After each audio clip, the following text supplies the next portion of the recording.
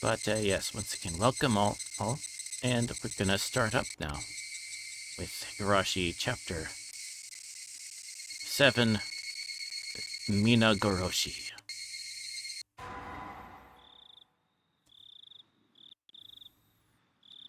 Minagoroshi, the Final Truth, Massacre Chapter. This story introduces the unit inside and out, using all the actors. This is no longer a story, it's a public autopsy for all to join. As they say, after loving someone, cut open their belly and eat their organs. Who's got crap says that? It's the same with stories. The difficulty is quite mild, well suited for those with pride.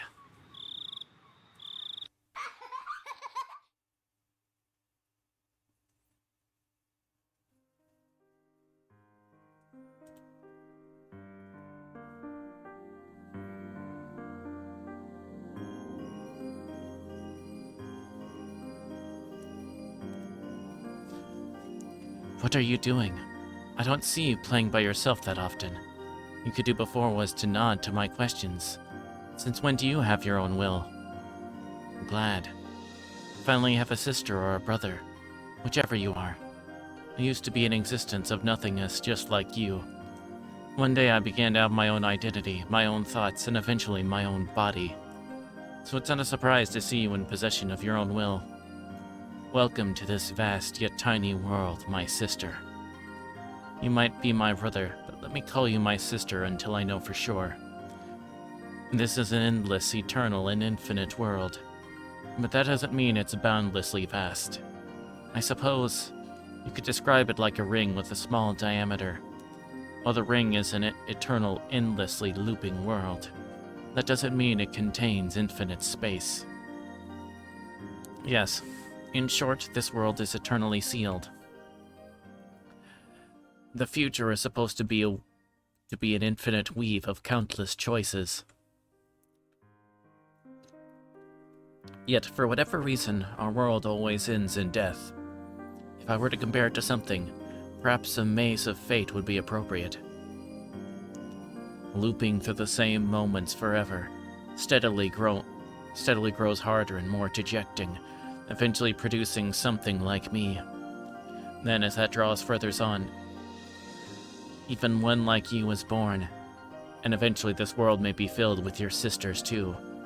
After that, we'll build a colony inside of it, and once we lose our interest in this maze, Rika Furude will disappear from this world.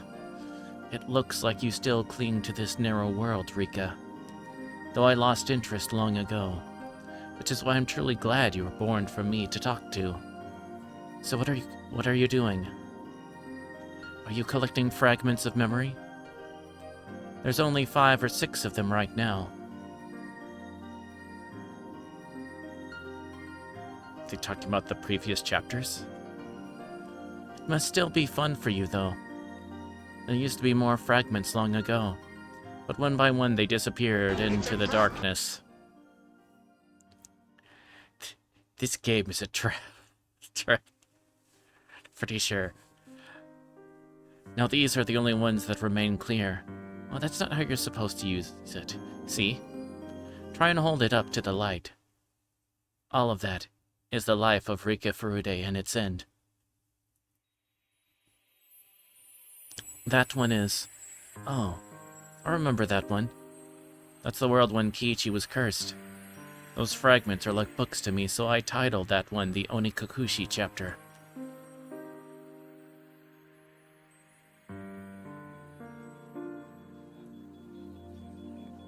We're now getting... The game's getting really meta right now.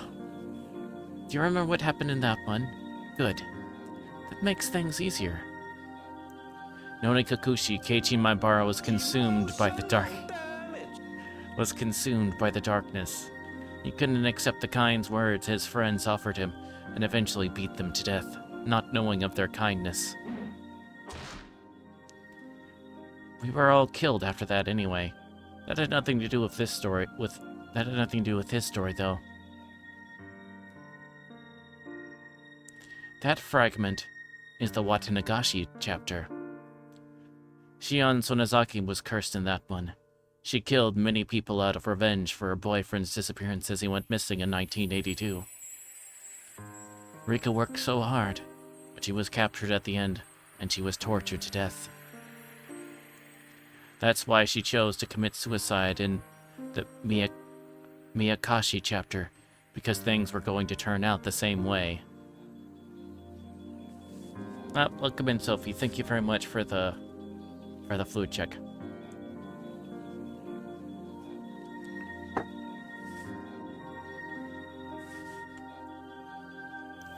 That fragment over there is called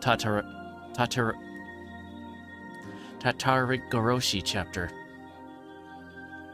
Satoko's uncle came back and locked her up inside her house. That was the worst world of all. There was nothing Rika was able to do in that world. Whenever Satoko's uncle comes back, Rika usually just gives up on that world. Fortunately, Satoko's uncle doesn't come back that frequently. That one is called the Sumeroboshi chapter. Rika was there until just a moment ago. Reina Ryugu was possessed in that world. It's pretty exciting to see her take over the whole school. Surprised me to learn that Keiichi Maibara had a memory of the other worlds just like we do. This is pretty amazing. But then again, most of us have some kind of memory like that. We all have an imaginary world within us. Some idea of what would have happened if you did things differently. It's like the strange feeling you get when you do something for the first time, but it feels like you've done it before. Everyone has a memory of an imaginary world in their mind, but the memory is not always that clear. It's not surprising, really. You are special enough to be able to see those fragments of memory. It's probably very difficult for you to understand how special you really are.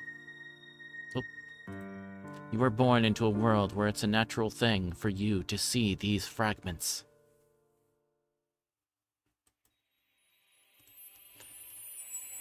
I was originally born in the normal world. I didn't know until recently that I could collect these fragments of memory. You grabbed those fragments just because you could, but I didn't know how to do that for a long time. I'm sorry. I'm sure you're not interested in hearing my story. Huh? What's wrong? What are you curious about? Oh, you're curious as to why so many different incidents occur in the same world? Hehe. It's very interesting, isn't it? Why do you think that's the case? Let's think about it together. Thinking is the first steps towards playing a game. The main character among Rika's group of friends is Keiichi Maibara. In Onikakushi, he was possessed by suspicion and killed Reina Ryugu and Mion Sonozaki. That was an inevitable event. He would be killing them in every world. In other words, what Keiichi Maibara did in Onikakushi was not inevitable. Indeed. The only thing that's inevitable is Keiichi Maibara's role. If Keiichi Maibara was someone with a naturally suspicious heart, he would take the same actions in every world. But that didn't happen. It's true that Keiichi Maibara is both passionate and easily convinced of everything, but it's rare for him to exhibit the kind of rage he displayed in Onikakushi.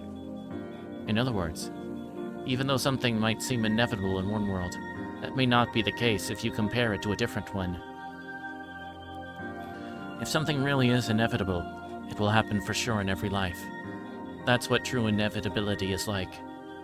It's very important that you know that. To compare the different worlds, what's common among all of them is the truth. Understand? Like I said, what seems inevitable in one life could just be a random event in another. The club activities that Mion Sonozaki suggests are a good example. If Mion Sonozaki had a strong inclination toward playing certain games, he would be playing them in every world. But in reality, you participate in different activities in most of them. That means that the games they play in the club are randomly decided by Mion Sonozaki. We know that now because we've been through many different lives. Those who only live in one world can't see if the event in question is inevitable or random. Those who live only once can't predict what's going on in Mion Tsunazaki's mind. But we can. Although the activities are random, Mion Tsunazaki calls us together for the club meeting almost every day in every life. You can see that Mion Tsunazaki holds a strong will towards having the club meeting. Mion Tsunazaki always wants to play with the other club members, but she doesn't know what to play. See? We can read Mion Tsunazaki's mind just by simply examining these fragments. With this alone, we can see part of who Mion Tsunazaki really is. Let me talk a bit more about Keiichi Maibara. For those who only live once, the world of the Nokakuchi chapter is nothing but a story where Keiichi suffered mysterious hallucinations and beat his friends to death.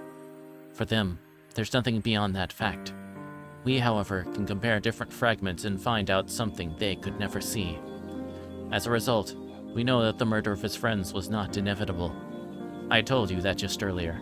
In fact, while there are about 5 or 6 pieces in front of you, he only kills his friends in one of them. That means we can roughly conclude that the possibility Keiichi Maibara triggers the tragedy is less than 20%, and is almost a fluke. This means that amongst the countless worlds, Keiichi Maibara causing the tragedy is an unimportant factor. Now can you find the common thread to be drawn from here? My, you found it already? No wonder you were born in this world. Quick to learn the knack for playing with building blocks. I didn't figure that out for a while. I was born in the normal world, so I could only see things from a single world's perspective. I was too obsessed with the fact that Keiichi Maibara caused the tragedy, so I had trouble finding it. Right, that's exactly right. You see it? The Onikakushi, Wachinagashi, Meikashi, and Sumi Horoboshi chapters all have something in common. Someone in the group becomes violent because of dark and paranoid thoughts. In each world, either Keiichi, Shion, or Reina become violent as their delusions grew stronger. Keiichi, Shion, and Reina are all my close friends, but they were all born and raised differently. The only common factor is that they all live in Hinamizawa. I just said it not too long ago, though. When we peer through these fragments of multiple worlds, the constant phenomena become our facts, and the chance phenomena hold little meaning.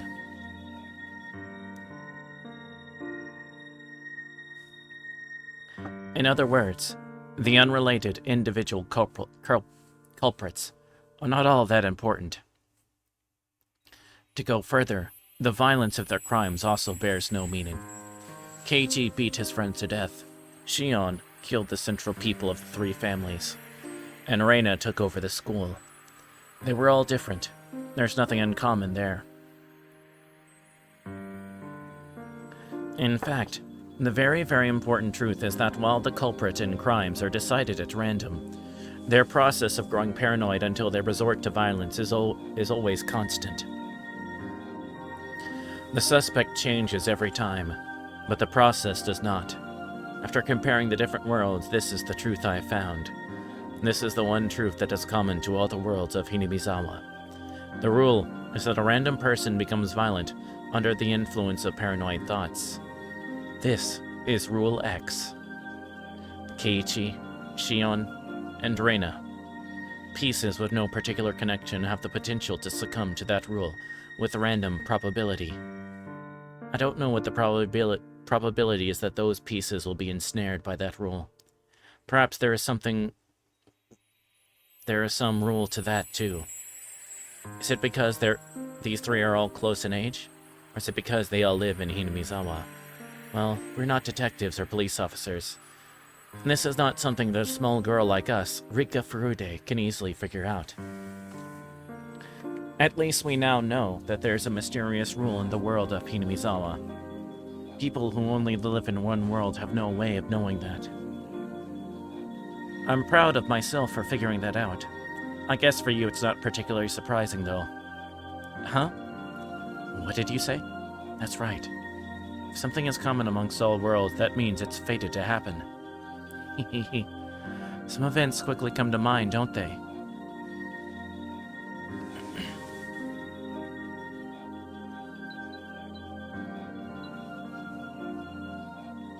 Right. Jiro Tomitake and Mio Takano are always killed in those worlds.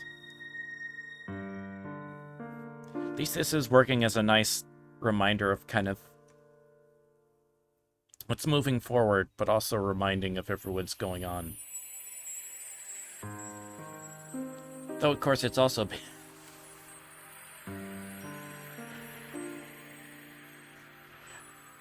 it requires a lot of attention to follow.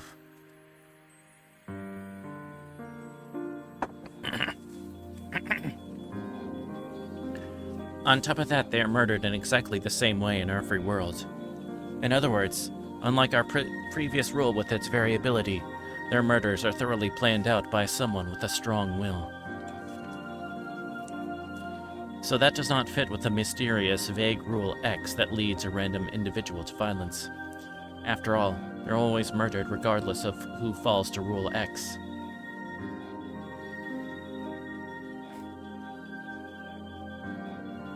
I did not expect the game to go this world, but I'm so into it.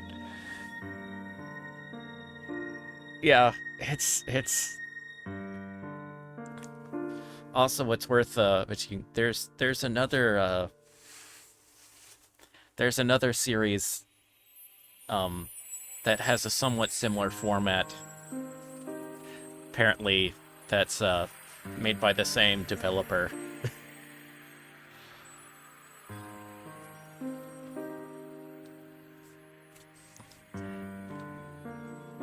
Same people, different stuff happens, apparently. There's a mystery going on. Anyway. Therefore, there's another rule to these worlds. A rule that says Shiro Tomitake and Mio Takano will get killed on the night of Wachinagashi. Let's call it Rule Y. Hehe. Don't you see how funny this is?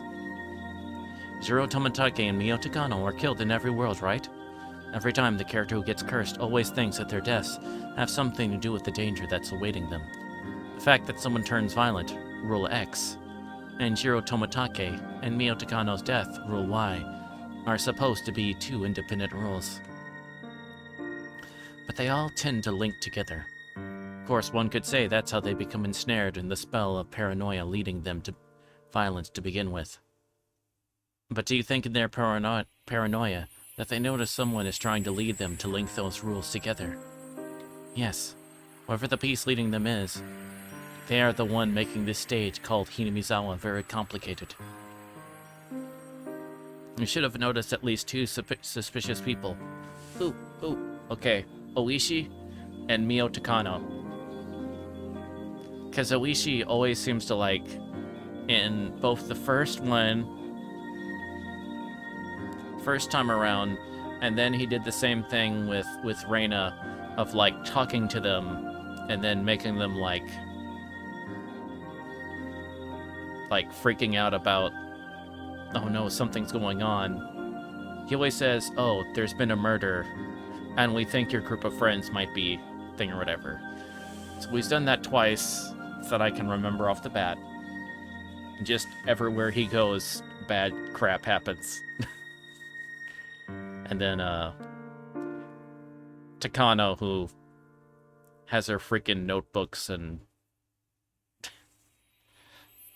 always says all, like, this freaky stuff. And then there's the fact that they find her body, but the time of death is off.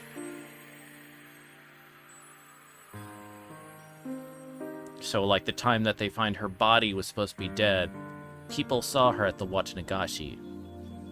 So, I think it's those two. Do you know who I'm talking about? That's right. Referring to Kuroda Oishi and Mio Takano. Yes! Got it.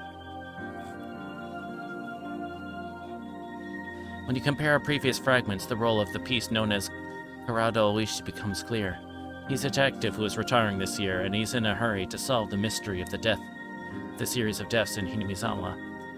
After he retires, he'll have to move away from the village. That's why he's desperate to solve this case before he has to leave Hinamizawa. Why is he so obsessed with the serial murders in Hinamizawa? That's right. It's because of the first murder involving the manager of the construction site. It was his friend. The victim was Oishi's close friend. You see that if you look at the Himatsubushi chapter. Oishi was there when the dam conflict was at its peak.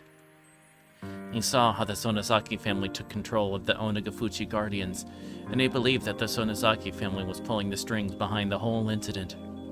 That's why he always suspected that the Sonozaki family was behind the series of mysterious deaths regardless of the evidence or lack thereof. His personal biased belief combined with his credibility as a police detective affected the pitiable victims of persecution complexes in each world. As a result, the pitiful victims of Rule X come to accept the Sonozaki family as the identity of the unknown force their paranoia seeks. Shion Sonozaki's case was the most conspicuous one in that matter. So yes, if this piece, Oishi didn't intervene, then perhaps the victims of Rule X wouldn't have resorted to such violence. So the role his piece plays is to indirectly cause the tragedy. So, see, I knew I have plenty of reason to dislike. Because, turns out, spewing and playing a whole bunch of stuff on a bunch of freaking teenagers is... or barely teenagers, frankly, is a dick move that causes problems.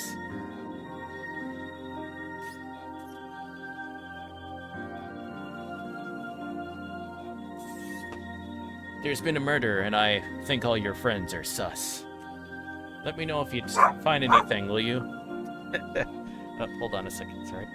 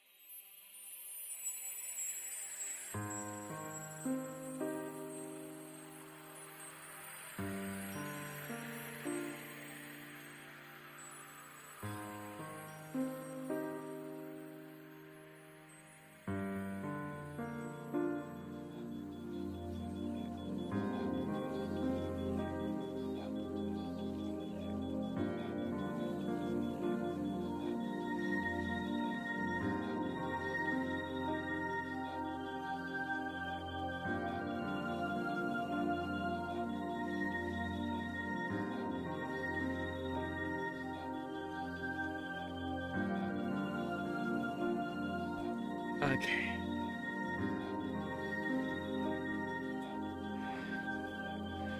I'm having to keep an eye on a doge for... Oh, sorry, on a doge that's a bit... squirrely. For a bit, so... Sorry about that noise. Anyway. Your nightmare of a detective. Yep. Yep. I don't know who named him this, but Oyashiro-sama's servant is the perfect nickname for Oishi. The other suspicious person is Mio Takano. One would assume the only role of her piece is to amuse herself with research into Onagafuchi's dreadful history, and to take pleasure in scaring others with those tales. However, just like Oishi, she also gives them the idea that the Sonozaki family is behind all the mysterious incidents that happen in the village. She interfered the most with Reina Ryugu. For Mio Takano, Reina Ryugu was the perfect prey, grasping at straws to try and identify the force she suspected. Ironically, however, Mio Takano always ends up getting killed at the end. If she had survived and seen Reina take over the school, she would have laughed long and loud. Now, have you realized that these two pieces and the roles they fulfill have their own rule, too?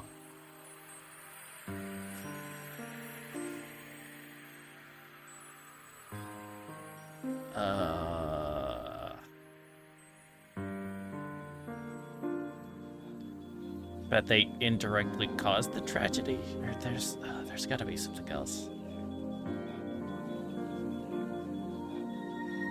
They talk about the Sonosaki family and the listeners always believe them.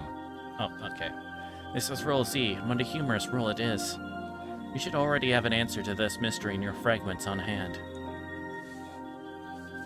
Fact is that the Sonosaki family always acts as if they are responsible, no matter if they are or not. They always pretend to be the villains in order to make sure that people continue to fear them. As a result, the villagers have believed that the Sonosaki family has been pulling the strings ever since the dam conflict ended. Kurada Oishi and Mio Takano were simply fooled by that rule. Actually, the whole village is fooled by it. Still, the more I think about it, the stranger the series of mysterious deaths in Hinamizawa seems to me. Do you know why? Nearly all the fragments of memory we have are from 1983, so I have no idea about the incidents from 1980 to 1982. But it's likely that interpreting these murders as serial is simply a result of falling victim to Rule Z, believing that the Sonosaki family is pulling the strings behind everything. Sure, they may be trying to conflate those multiple crimes, which each happen for different reasons, into one big case. Aha! Kind of been wondering about that.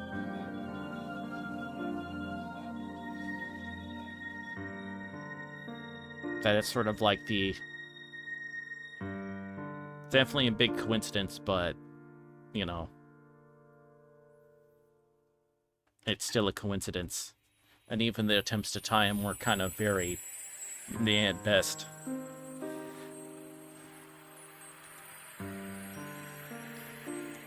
I have no way of discerning the truth from the fragments here.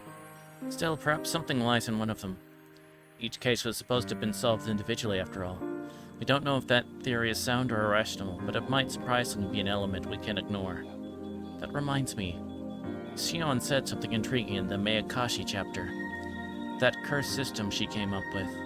Do you remember that? Her theory was that the villagers believe that they're allowed to kill an enemy at the village on the night of Watanagashi in the name of Oyashiro-sama's curse. That this foundation of murder is allowed on that night alone is the true identity of the curse. Since most of the fragments here are from 1983, there's nothing to back the validity of Shion's theory, but there are still some interesting things about it. In other words, our theory is that the suspect is not the one who's committing the crime. It's the environment that's causing the murder. Perhaps in a single world people in a single world tend to analyze a criminal's life to determine the process that led them to crime, but her idea is different. The real crime is committed not by the criminals, but by the environment.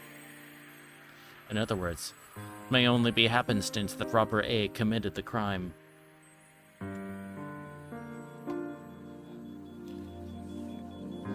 And the environment of poverty may have created robber B instead, or perhaps even robber C. A may not even be a criminal in another world.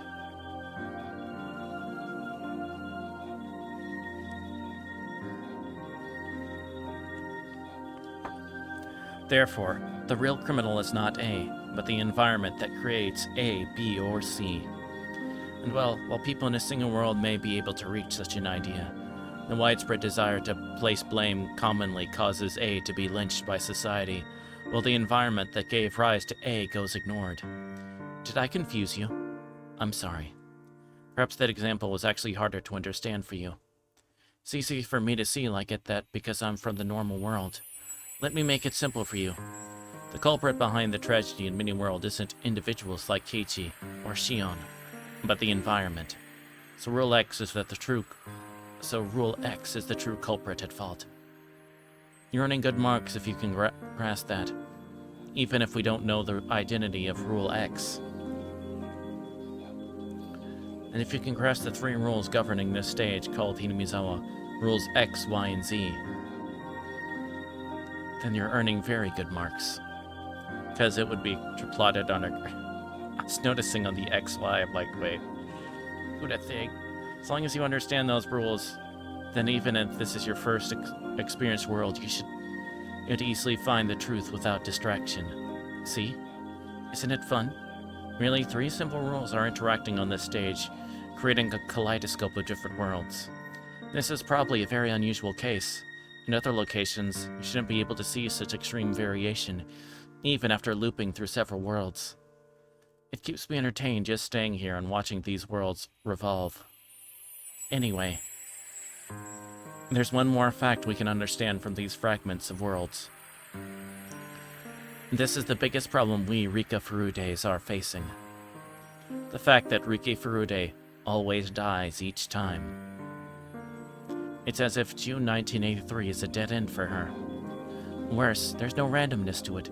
It's guaranteed to happen. In other words, it's the same pattern as the deaths of Shiro Tomitake and Mio Takano. It's following the exact same rule, Rule Y.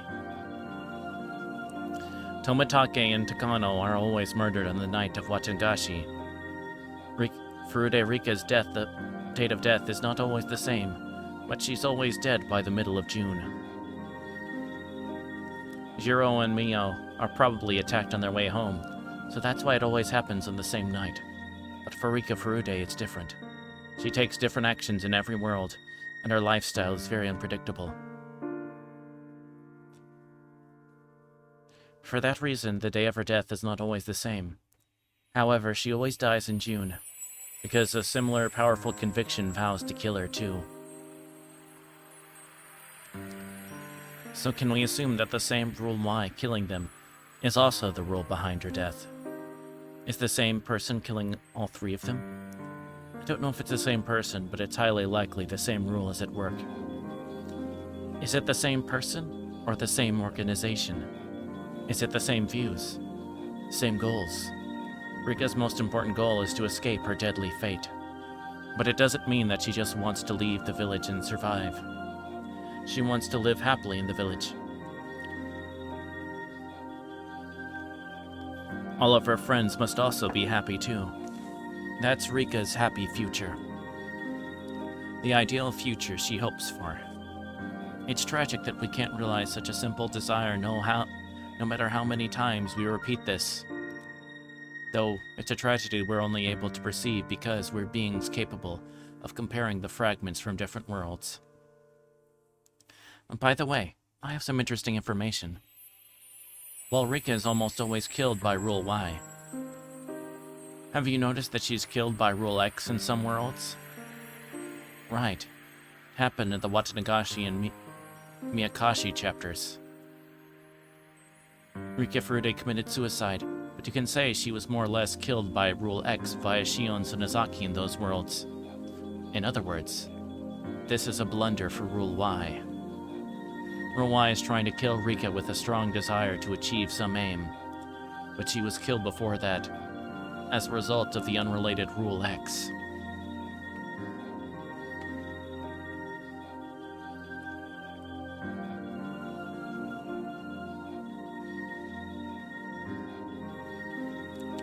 Okay, now I'm trying to think. In those instances, because in that instance, I don't think there was like I can't say for sure not, but I don't think there was like the leak or whatever of gas where everyone like in Hinamizawa dies.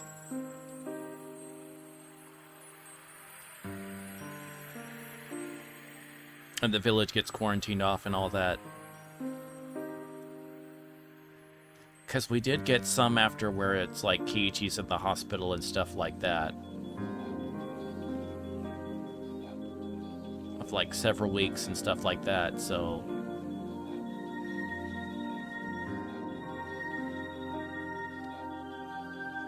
The method of...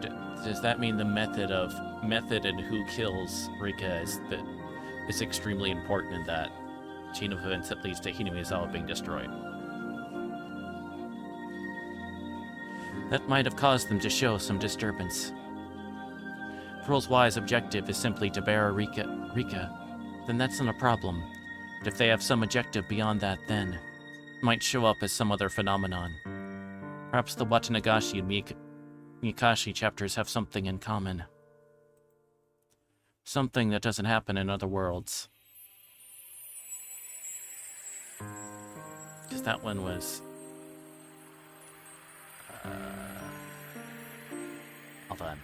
Hold on.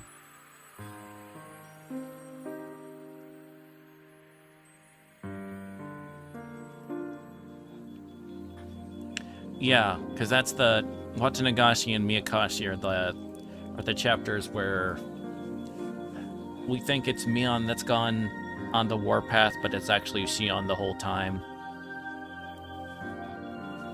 So we get so then chapter 2 we got the perspective of Keiji, and then later it was the perspective from the viewpoint of Shion.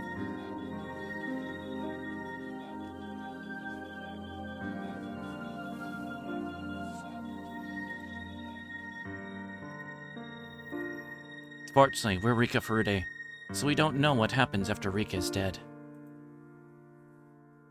Or, by any chance, do you know what happened? Since I'm Rika Furude, I only know of events during Rika's life. So you, on the other hand, are a special existence who was born in a superior world. Is there anything that didn't happen in Watanagashi and Miyakashi chapters that happened in all the other worlds after Rika's death? If you know anything, then that must be another truth behind Rule Y. Okay, yeah, I think that's what it's hinting on. Memories I have here are all mainly about the chaos brought about by Rika's friend, that is Rule X. But its foundation, Rule Z, and the obvious hostility common among all worlds, Rule Y, are what I believe to be the true rules governing this stage. If so, then Rika's path is a thorny one. She needs to fight Rule Y in order to survive. Unless she defeats it, she has no future past June 1983. And to win her own happiness, she must also beat Rule X to win her friend's safety. So long as that's undefeated, one of Rika's precious friends may be led to tragedy. If that happens, then even should Rika survive, she wouldn't have the happy future she hopes for. Okay. If that's the case, we must kill Oishi and Takano before...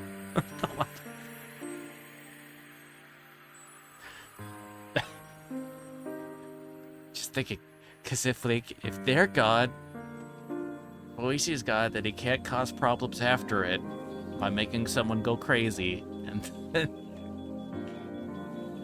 then maybe if Takano dies before the Watanagashi, it messes up stuff.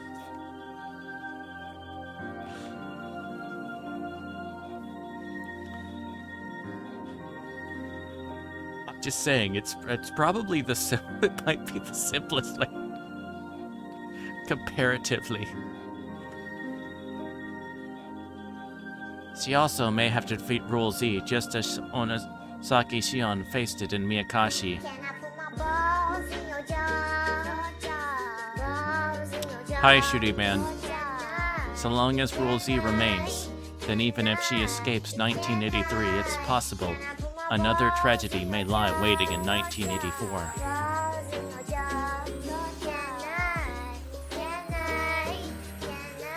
Okay, Rule Z being the environment then. Also, hi Foxglove, welcome on in.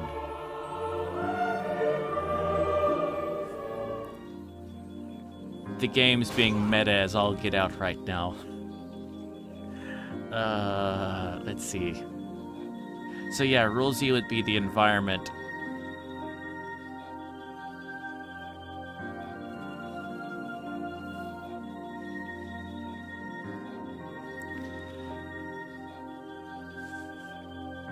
Oh, thank you for the fluid check.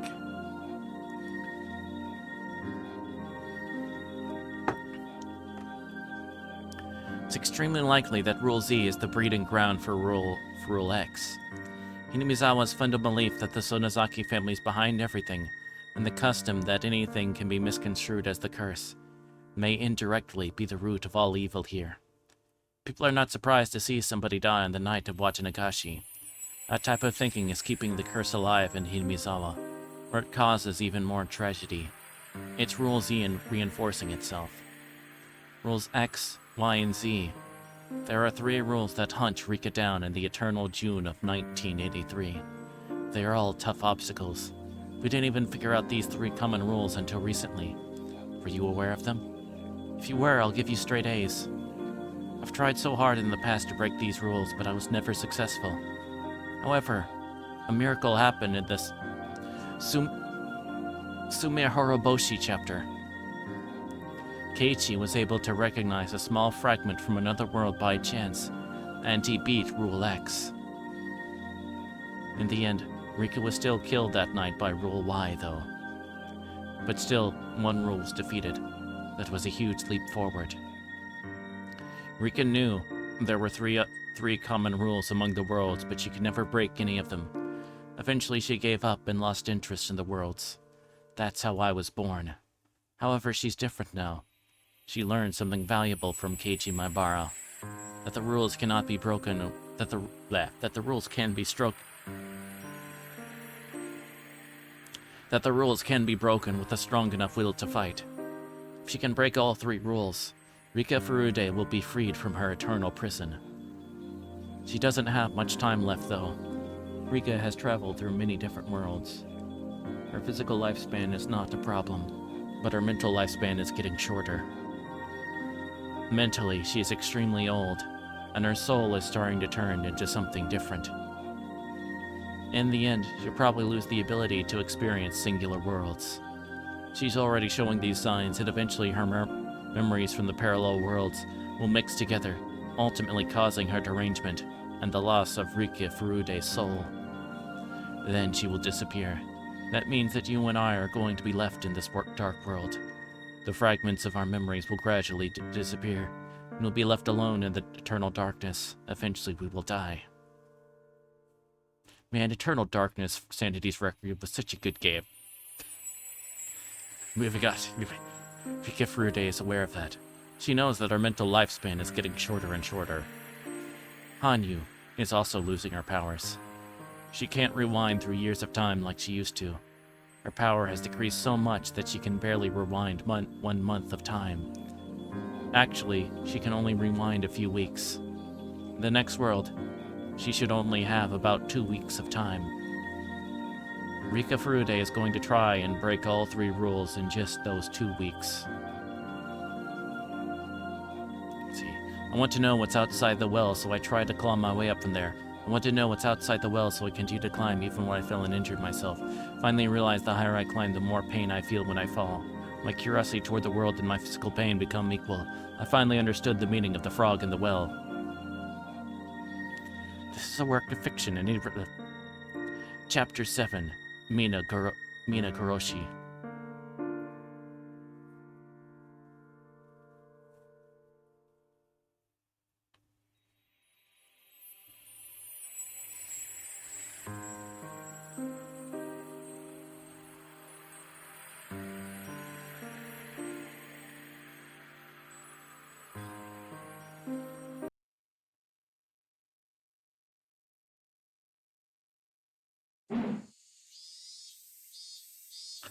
I felt no gravity in the darkness and lost all my senses as a result. I banged my head on the floor with a dull thud. Seeing stars behind my eyelids, I curled into a ball while holding my head in pain.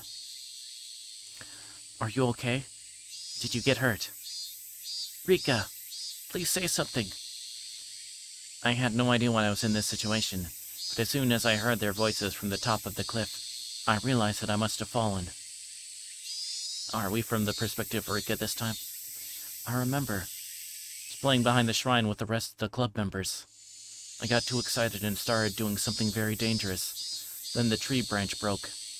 That's how I fell off the cliff. My body started to ache all over. I remembered how I fell, but I still felt strange for some reason. I couldn't remember what I was doing. No, it was more that I couldn't remember who Rika Furude was before I fell off the cliff. Ow, ow, ow. I heard Hanyu's panicked voice. I looked behind me and saw Hanyu standing there with a scared look on her face. Hanyu? Ouch. What just happened? You were playing with everyone and fell off the cliff. Are you okay? I don't care about that, Hanyu. What day is today? What year and what month is it? I always ask this question first when something like this happens. She finally realized I was asking the same old question. It's June of 1983. The Watanagashi festival is next week, so... Oh dear. We only have that much time left? This is the best we can do.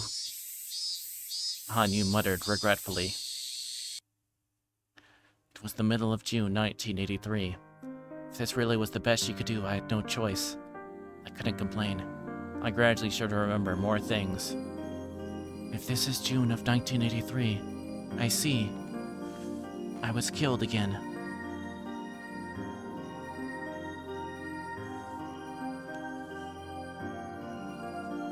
Okay, yeah, we're from the perspective of Rika.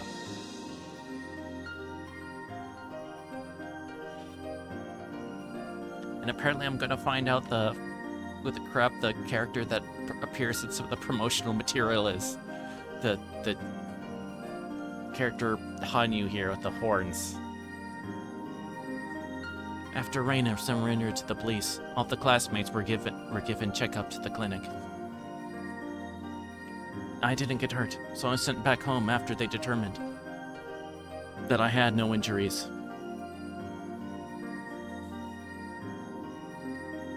My memory started getting vague from that point on. A common characteristic of my violent deaths. When my life is taken away violently, the memory before death becomes vague with static. It's like a violently ripped roll of toilet paper. That example should make it easy to understand, even if it's uncouth. That's why I have no clear memory of what happened and how I died that night. I only have vague memories. I think someone covered my mouth with a handkerchief or something and I passed out. That's about the only thing I remember, and only vaguely. I'm not even sure if it really happened. The only thing I know for sure is that I was attacked on my way home, or possibly after I got there, and that I was murdered suddenly. I don't know who killed me or how I was killed. Glad that at least I don't remember the horrific ending to my life every time it happens. Because of my experiences, I think I now understand why ghosts wander around this world, not knowing that they died so suddenly. If it's a death from a long-lasting illness, people tend to remember that they were sick. They can kind of assume that they died after being sick for a long time. But when your memory is violently disrupted like mine, it can get quite confusing. When I first experienced this, I wasn't sure if I was dreaming or not. I even thought I hit my head hard and lost my memory. I needed to organize things before I get too confused. My name is Rika Furude. People look at me in a special way. That's not a big deal for me. All I want is a happy life where I play around with my best friends. I'm not gonna be able to do the full Rika Furude voice since I have to... It would be like, my name is Rika Furude. People look at me in a special way, but that's not a big deal for me. All I want is a happy life where I could play around with... That would be way too much for me to do alone.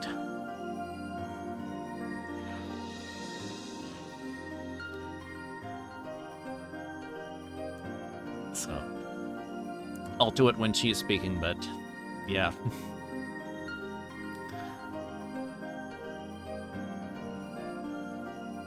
All I want is a happy life where I can play around with my friends. I can't remember how long I've been living just for the sake of obtaining that simple happiness. This penitent girl here is named Hanyu. I'm the only one who can see her. Perhaps she only exists inside of my head. At any rate, Hanyu is invisible and can generally only interact with me. It'll be a long story if I try to explain Hanyu's existence, so I won't be doing that right now. Besides, I don't even know how I should talk about her. She's been there since I was born, and her existence is a natural thing for me. I saw everyone running up the gravel road toward me. They're my important and lovable best friends. Our group's active, boisterous, and we get serious about doing stupid things. I'm never bored when I'm around them, and I love them very much. How? Rika-chan, are you okay? Did you sprain your ankle? Where did you get hurt? Let this old man have a good look at it. Thank you so much. I just got a bump on my head. I think all I got was a bump at least. My injury wasn't as serious as everyone thought. When you hit your head, you still need to be cautious, even if you're fine for the moment. That's true. You should get the coach to check you out just in case.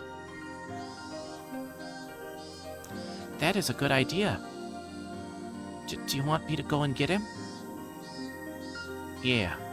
Go ask somebody to use a phone and call him here. You don't need to do that. I'm totally fine. Nipa! Absolutely not, Rika. You must be cautious. Satoko warned me with a stern voice. It really wasn't a big deal, but I decided to nod since Satoko was trying to be generous. She wasn't trying to boss me around or anything. She was only saying that because of how much she cares. I have seen it before in many different lives that I've been through. I have no doubt that she's really concerned about me. It's not just Satoko. Mion, Reina, and Keiichi are the same. They're all so nice to me and they truly do care. Mion left to look for a phone. Reina also left with a towel looking for the water tap. Satoko remained nearby taking care of me with a worried face, and Hanyu was just standing there still wearing a panicked look. Keiichi seemed to be panicked too, but he was trying not to show it. He was standing by me wearing a calm expression. Are you alright? I'm fine. It doesn't hurt anywhere. I'm glad you're not seriously injured. I was super worried. I wouldn't feel anything special about his words if this was a while ago. But that moment when Reina took over the classroom, when she hurt Mion, Keiichi tried his best to save Reina even so. He was more reliable than I ever imagined from his normal behavior.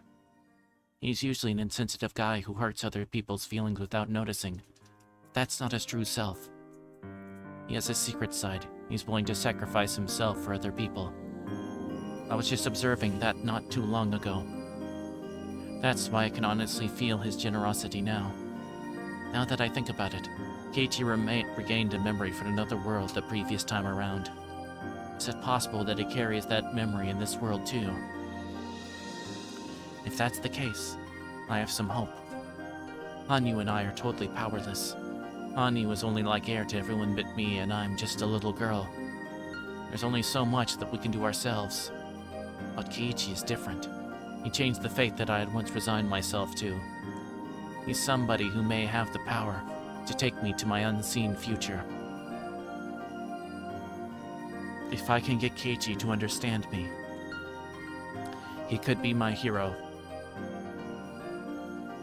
So you're saying she's suggesting that she needs a hero?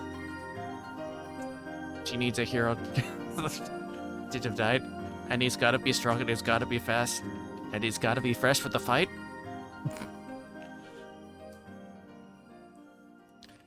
I'm sorry, that was... Perhaps I'm not actually expecting that much out of him. I just want someone to understand my struggle of being stuck in this maze.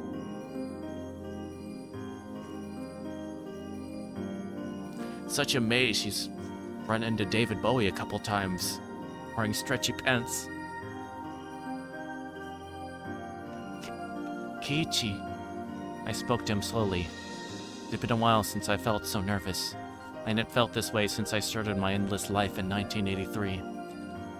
As a witch, I normally would know what his response would be before even talking to him. She's a witch?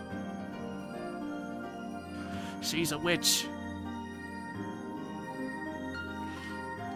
Wait, we better check. We need to see if she's made out of wood. If we chunk her in some water and she still floats, we'll know she's a witch because she floats of wood. Oh, wait, no, wait. We need to get... It's the duck. So she'll weigh the same as a duck. Okay, yeah, that's right. That's what we've learned, as we've learned from Monty Python.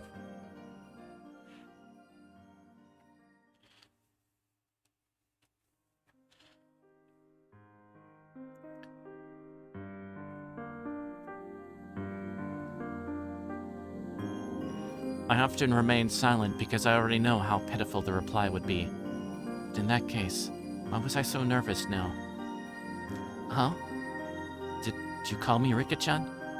Hanyu gave me a disappointed look before I responded to Keiichi. Rika! I could tell what Hanyu was thinking too. The miracle wasn't going to happen. If miracles do happen, one could have happened many times in many other lives. But I've only seen one miracle before. The miracle that Keiichi gave me was a once-in-a-lifetime kind of miracle.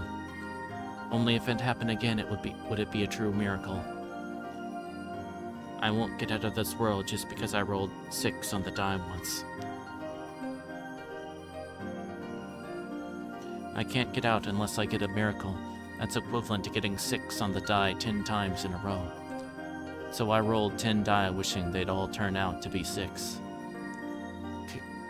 Keiichi. What is it? Are you hurt anywhere? He looked at me wearily after I called his name twice. Keiichi, do you remember? I knew how sudden my question was. As I thought he would, he looked at me with a confused face. Huh? What are you talking about?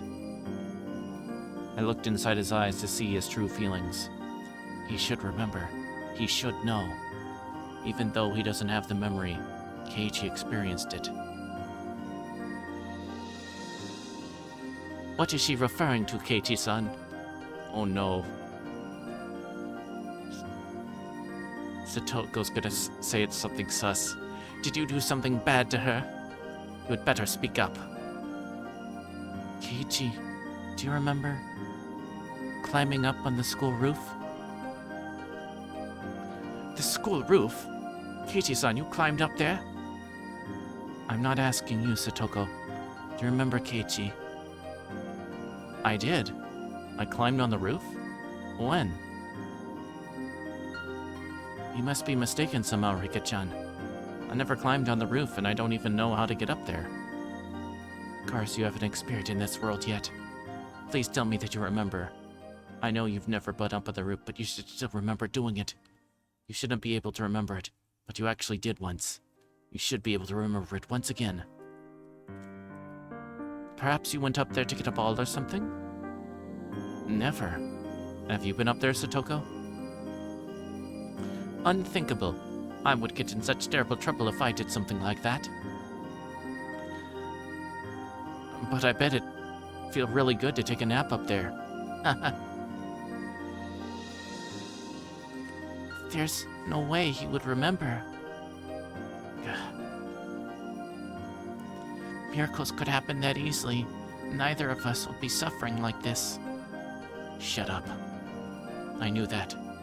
I knew that he wouldn't remember. Our fate is already set in stone.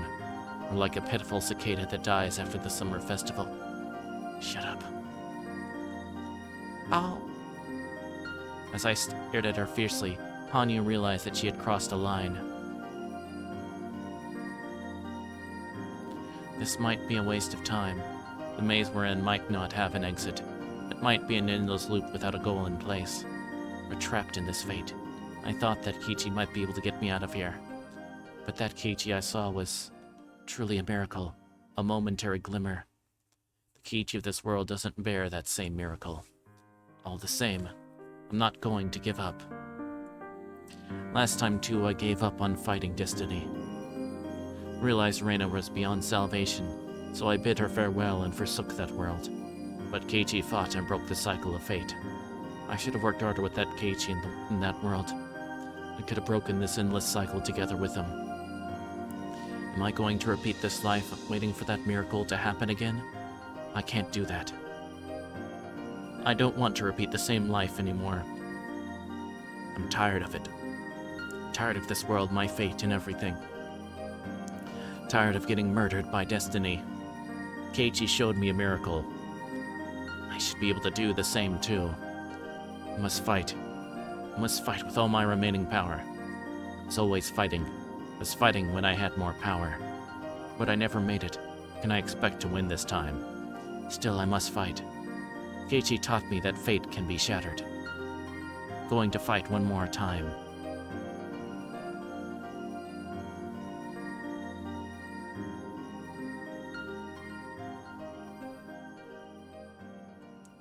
So basically for Rika, this has been kind of like a twisted version of the movie Groundhog Day. And obviously also lengthier, because it's not just a day.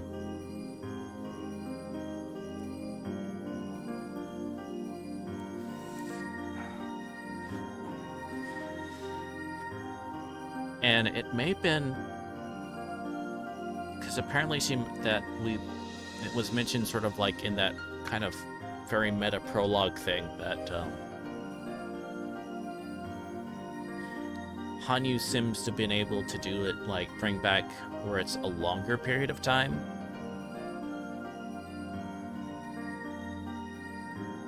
So I'm wondering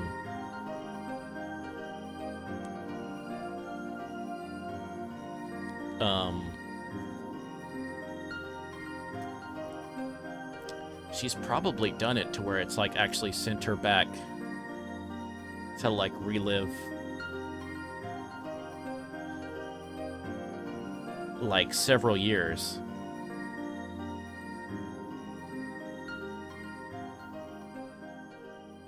Like honestly, probably even like towards like a toddler or something like that, because it was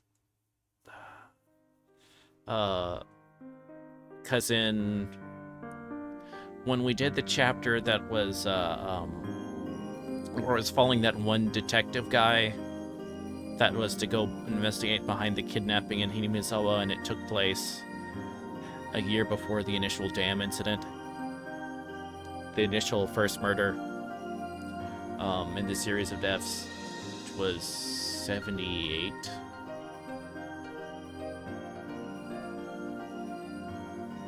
She knew about the stuff that was going to happen.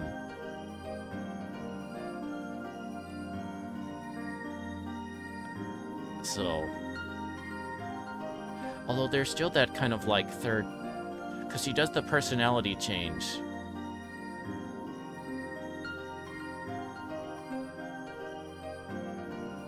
Okay, anyway, we better continue on. But let's see what this new tip we got. To my granddaughter. I'm sorry for leaving you like this. I just need you to understand I'd rather take my own life than be fearful of how many days I have left to live. That's why I'm writing this letter to you. I can't stand the fear of being unable to leave behind a will while my life is prolonged, even as I lose my consciousness. In the end, there's nothing I can leave behind for you. I was unable to leave any of my achievements to this world. I was forgotten before I was dead. I leave this world a humiliated man, knowing that I had no appreciation from anyone. You must do better than me. You must achieve something that your grandfather was never able to achieve. I don't mind what field you choose. You must leave your mark on this world. You must leave behind your achievements. You will eventually die someday. You will eventually turn to ashes. As a human being, that's your inevitable fate. But if you achieve a great success, you will live forever even after you depart. Those who live beyond their deaths are called gods. I wish to become one, but I was unable to do so. So in my place, you must become a god someday.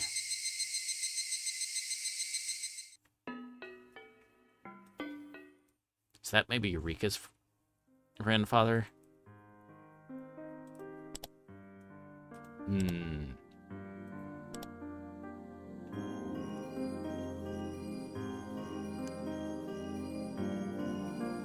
Okay, hold on just one moment.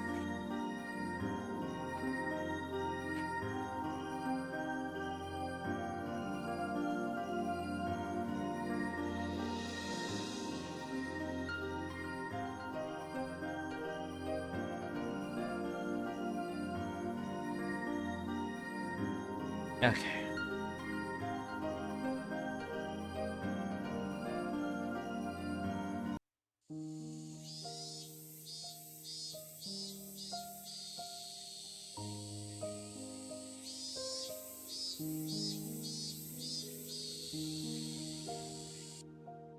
There. You're all done. Irie withdrew the needle from Satoko's arm. Must not have hurt much for the needle to be pulled out. Satoko kept her eyes closed in fear, thinking that the needle was still inside her arm. Satoko, you're all done, you know. What? Oh, is it finally over? As Satoko opened her eyes, she found that Irie was no longer sitting in front of her. Takano was wiping her arm with rubbing alcohol instead. That's right, you're all done now. Dr. Irie is good with needles, unlike me. You didn't even notice he was finished. Don't touch that part of your arm for a while now, okay? Also, try not to carry anything heavy. Of course, I know that by now. Good for you, Satoko. I'll pat your head for you. It was nothing. There's nothing I did that would require you to pat my head. Not long ago, she would go into a panic when it was time for her to get her shot. The way she behaved herself in itself is worthy of praise. Everyone in the room smiled, aware of that growth. Now please give her the usual test. Will you, Takano-san? Sure. Alright, Satoko-chan, it's time for the quiz we always do. Your quiz is always quite difficult for me. Take it easy. If it's too difficult, you can just tell me that you don't know the answer. You don't have to think too hard. Just tell me whatever comes to mind at the moment. Kano smiled at Satoko to ease her tension. Then she led Satoko to a desk in the back of the examination room. I hope Satoko gets better soon. I don't know if it's because of the heat, but Satoko has been showing negative symptoms since last month. The change of the seasons can affect her physically and emotionally. It's not a surprise that this is happening to her. I'm going to see Irie and ask him how Satoko is doing. Oh wait, this would be Rika. Going to see Irie and ask him how Satoko is doing. What are you going to do, Hanyu? I'm going to stay with Satoko. Thank you. I'll leave it to you. Hanyu went over to where Satoko was. Fortunately, I'm the only one who can see Hanyu. She won't be a distraction if she goes and observes Satoko's test. I, of course, would be a distraction like that. This is supposed to be a routine exam, but it seems like Takano is teasing her by giving her difficult questions. It'd be pretty funny to observe how Satoko reacts to them. I'm a little jealous that Hanyu gets to watch everything without being a bother to Satoko.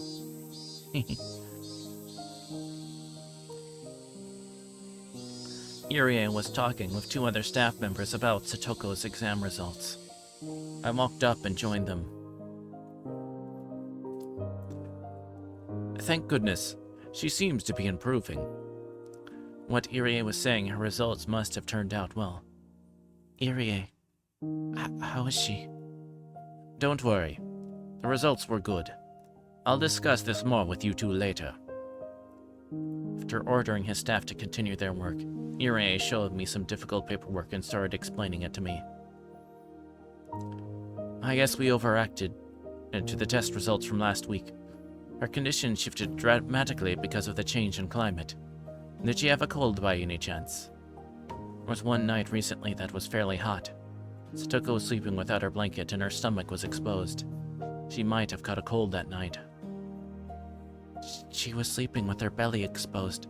I poked her belly button, but she didn't wake up at all. That sounds like fun. Please call me if that happens again. Would love to poke Satoko-chan's belly button too.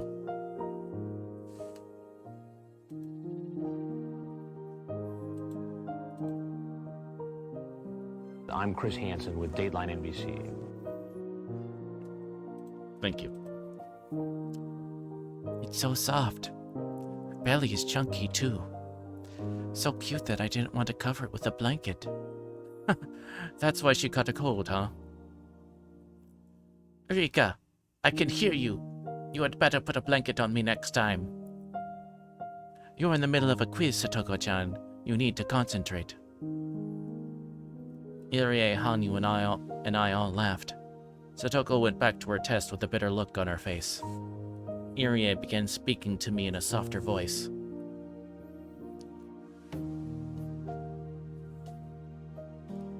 She is in remission, but her level is still L3 negative. She was and will continue to be in a critical condition. Wait.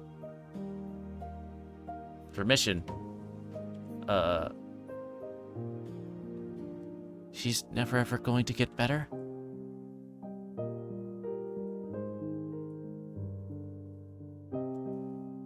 Her body will be conditioned to react severely even after the foreign chemical is out of her system. In other words, she'll never move below that level 3 stage. Yes, that's right. But it's not the end of the world. She can control it by maintaining a proper lifestyle, as well as taking some medication. But it'll never be cured in her whole lifetime. I looked at Satoko as she enjoyed taking her test. She seemed to be having fun even while being teased by Takano. Can't believe that she suffered from an incurable disease. If you think of it in a negative way, you're right. Many people in the world are coping with incurable illnesses.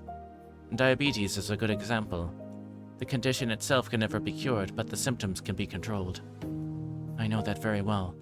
There are many worse diseases in the world. Satoko might be in a relatively good situation compared to many other sick people. Of course, I'm not giving up on her. I'll make sure that I'll cure her disease someday. I promise. I trust you.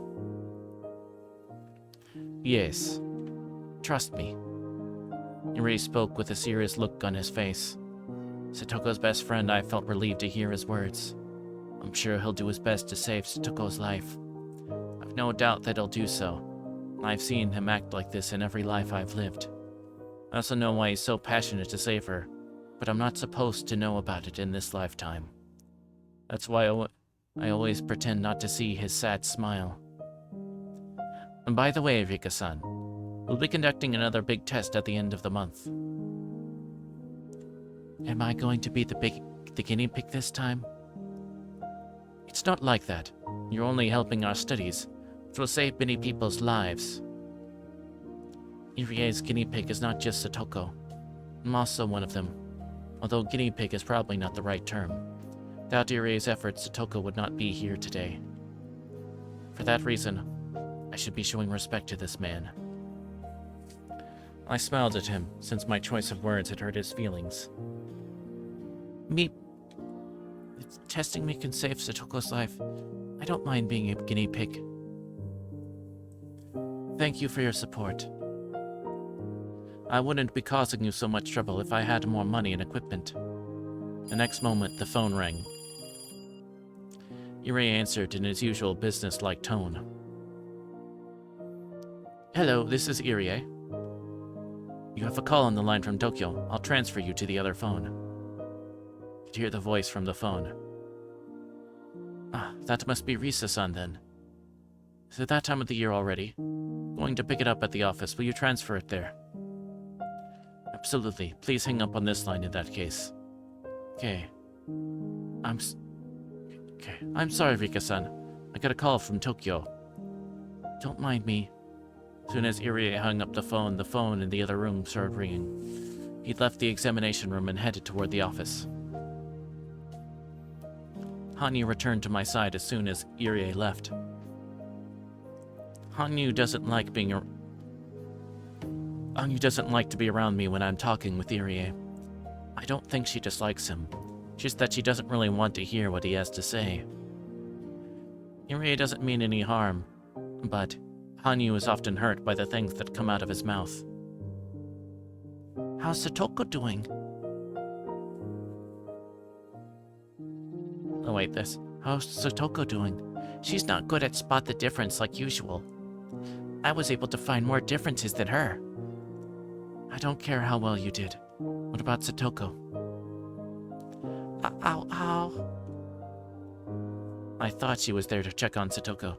She was taking the quiz alongside her instead. That's so typical of Hanyu. She was treating it almost like a game, but Satoko was tired after taking the same quiz every week. She seemed sleepy, especially after waking up so early this morning. The quiz in this case wasn't about a right or wrong answer. It's about timing in minutes how long it took her to answer the question and observing how she acted during the quiz.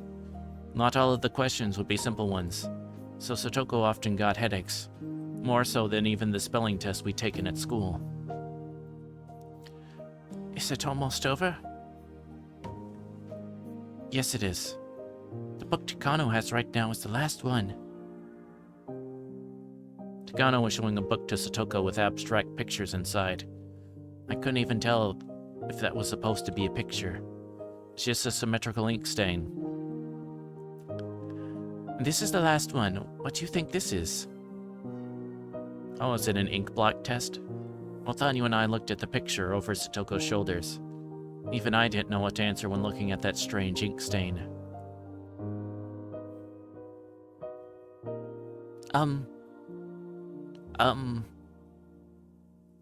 Satoko continued to think. Takano observed her taking notes while Satoko struggled.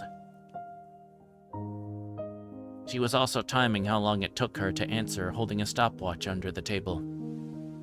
Spoke to Hanyu so only she could hear me. What do you think it looks like, Hanyu?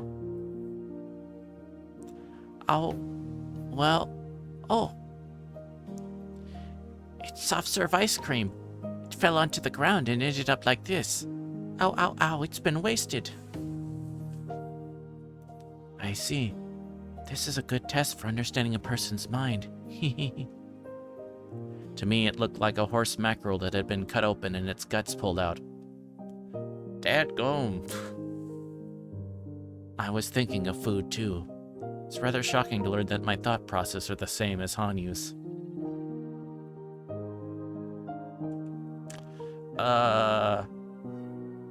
I mean... yes, but also no. No.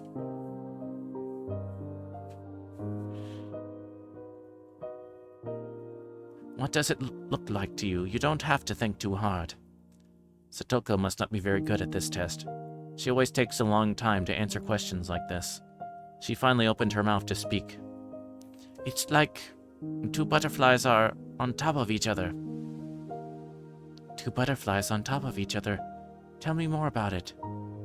Why are they on top of each other? Takano continued to take notes as Satoko spoke. Curious about what she was writing, I looked, but... is that German? I can't read it at all. Takano is so mean. They were apart for quite some time. But having finally reunited, they're excited to see each other again. I apologize. I don't even know what I'm trying to say. No, you're doing just fine. You can just tell me whatever's on your mind. That's the whole point of this test. Are you certain even such a strange answer is serving a purpose? Of course. For example, take this picture. Gave me a totally different answer last year. You can tell how you've changed just by comparing how you respond. Really, I don't like this test. What did I even say last year? Takano smiled and took a note without answering her question. I tried to remember what her answer was, but I have more than 100 years worth of memories in my head. Hanyu might remember better than I do.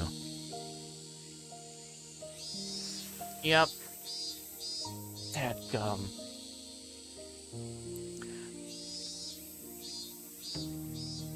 So it's kind of like at the end of Groundhog's Day, where the amount of time that he ended up spending in that one day was an insane amount.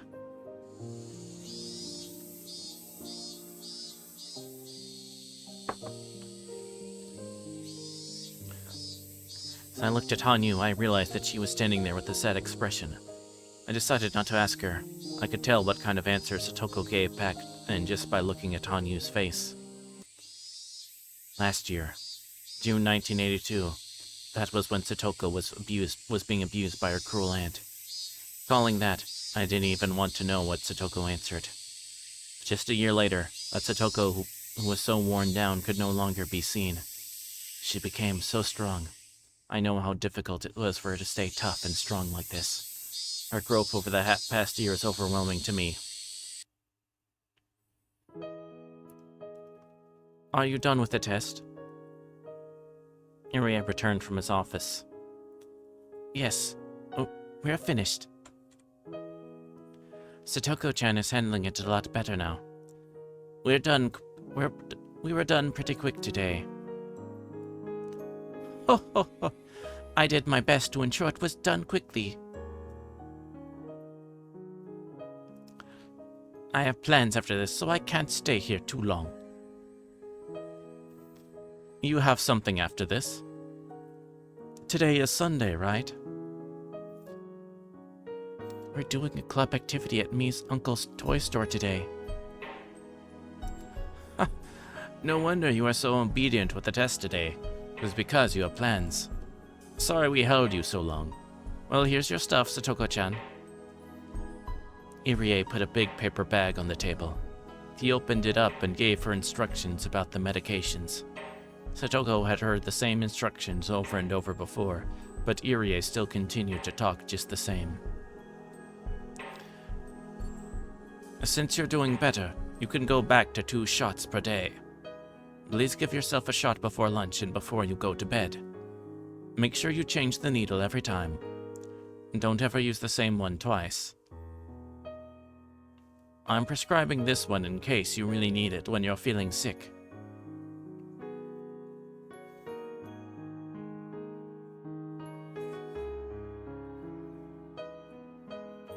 Okay, we know there's that time that Rika had a syringe or whatever. So is that where she's... Is it from this?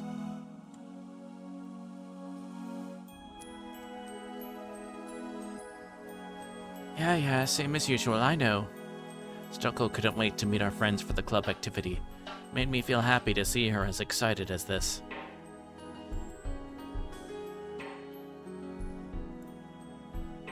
She only has to take 2 shots per day now. I'm glad. The number of shots she has to take each day represents how well she's doing. So it's a good thing she has to take fewer shots. It's tough for her to give herself a shot 2 times a day. Ow. Anu grew quiet after hearing my comment.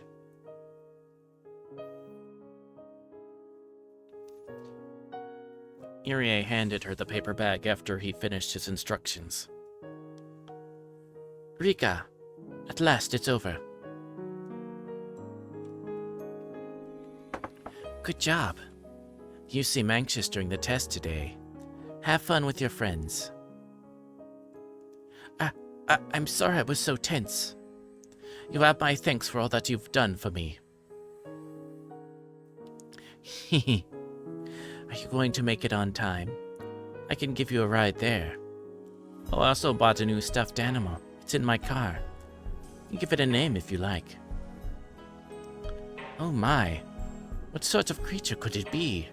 I wonder what I should name it. Well, what is it exactly? It's a cat again.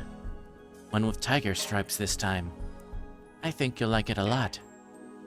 Satoko and Takano are good friends. They're both fond of stuffed animals. Every time Takano gets a new one, she brags about it to Satoko. That's all they have in common, but having a friend like Takano is a special thing for Satoko. She's part of the Houjo family who try to betray the village. People at the clinic are the only adults who will even talk to Satoko.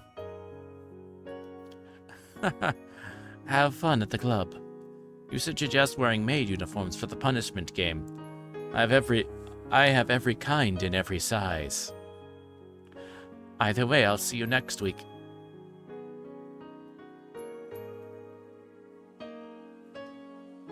Every kind in every size.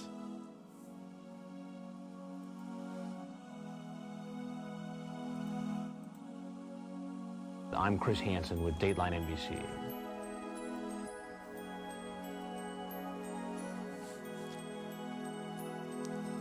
No, thank you.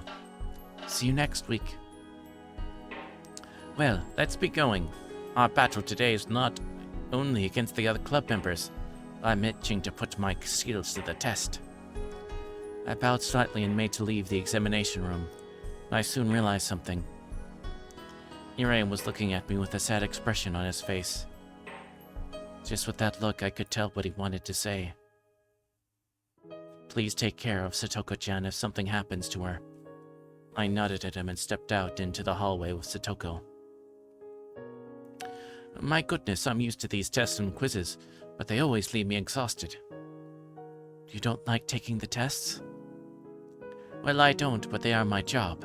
There's nothing I can do about that. Satoko is supporting Irae's research.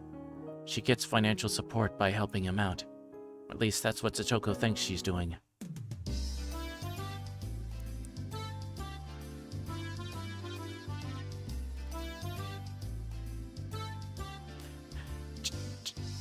Jaunty music. Satoko was bursting with enthusiasm, so we headed to Okonomiya at full speed. We wound up waiting for Keiichi and the other club members for a long time. We got here early, but they were late. I think they were late the last time we did this, too. Did it mean that this was something that was meant to happen? It's unpleasant that I can't even change the most minor of fates. I finally saw them coming toward us on their bikes.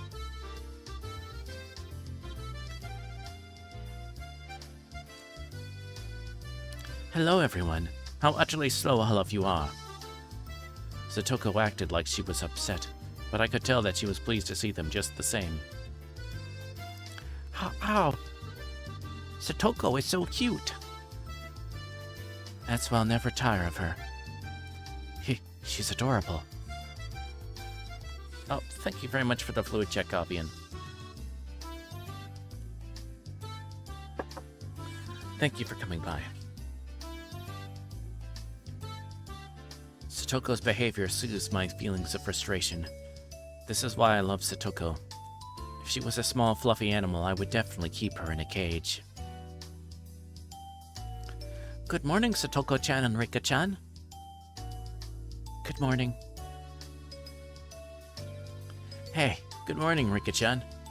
Satoko, think fast. We gotta do this quick before the cops get here. Our goal is 1 billion yen. Huh? Keiichi-san, what in the world are you talking about? Are we late? When did you guys get here? It didn't take too long, so we've been waiting here for a while. Mion and Reina knew that Satoko gets a checkup every Sunday at the clinic. Sorry about that. Kei-chan didn't show up on time, so that's why we're late. That Keiichi, so he's the reason they're always late. It's not really surprising. Nipa! Wait a minute, am I the bad guy here?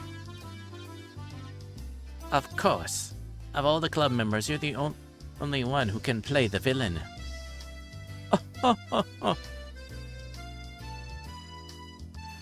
What's that supposed to mean? You better watch your mouth. Keiichi and Satoko messed around with each other.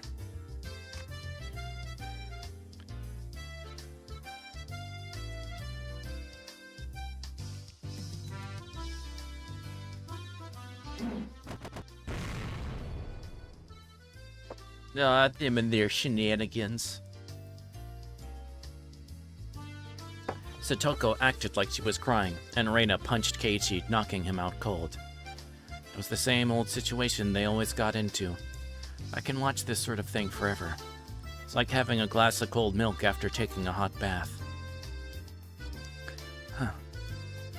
I can never win against her.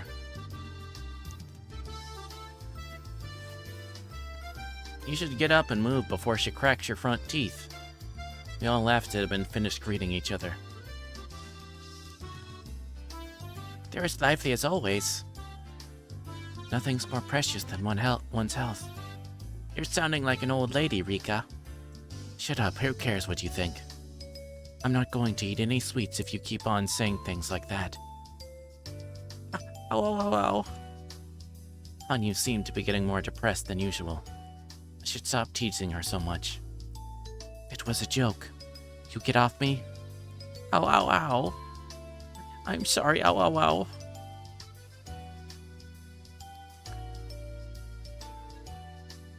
What's supposed to be, what's the ow, A-U? Ow. I don't know. I may have to look that up.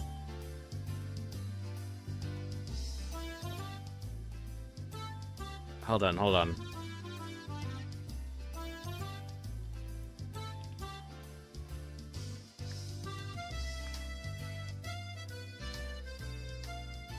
Oh, okay, hold on.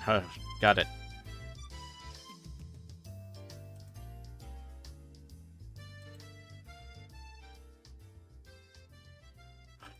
Okay, let me switch over the...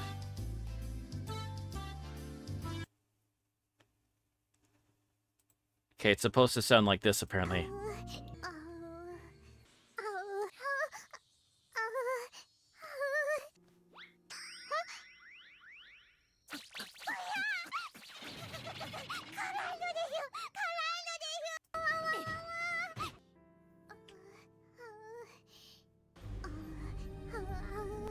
Okay, it apparently does... Okay, it does sound like an ow. Ow, okay. Ow. Ow.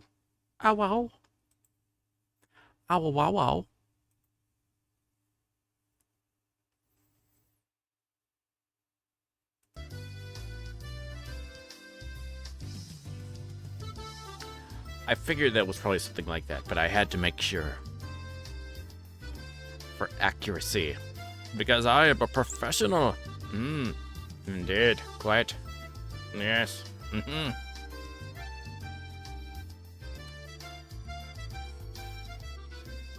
Hanyu loves sweet treats. She especially loves cake and ice cream. Since she can't eat anything, she has to depend on me when it comes to that. In other words, whatever I eat, Hanyu can taste too. Even if Hanyu craves something, it doesn't mean anything if I don't eat it. In other words, I have total control of what she eats. That's why it's fun to tease her with saying what I'll eat and what I won't. It's almost as fun as teasing Satoko.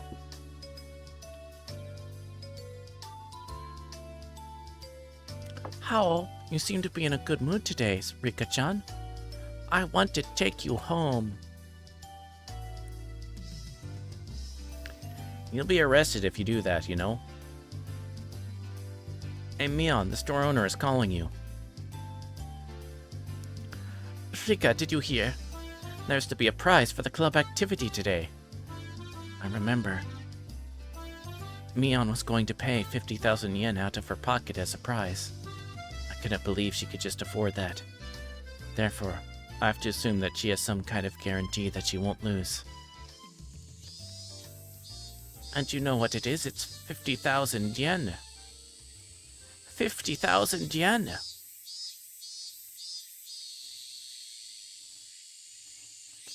Satoko stared at me. Oh no. She was expecting me to be surprised to hear that the prize was 50,000 yen. It's natural to be surprised after hearing that sum, but I didn't react because I already knew it. Perhaps I gave the impression that I've known it for a long time. Keiichi, isn't it amazing that the price is 50,000 yen? 50,000 yen? What the heck is that? That's like 5 years worth of the KGG gross national product. Satoko said the same thing to Keiichi. She probably assumed that I wasn't listening to her, so she decided to talk to Keiichi instead. Ow. That was just a small mistake. I'm fine. If I get 50,000 yen, I can get a lifetime supply of soy sauce. Why ever would you buy soy sauce with a prize like that? Because a certain someone always gives me a dirty look when I ask her to go and get soy sauce from the store. Oh wait, it was, Serena said that. Nipa! You're so mean, Rika. How much soy sauce do you think you can even get for 50,000 yen? Man, I want to see. Keiichi joined the conversation, which finally brought us back to our normal pace.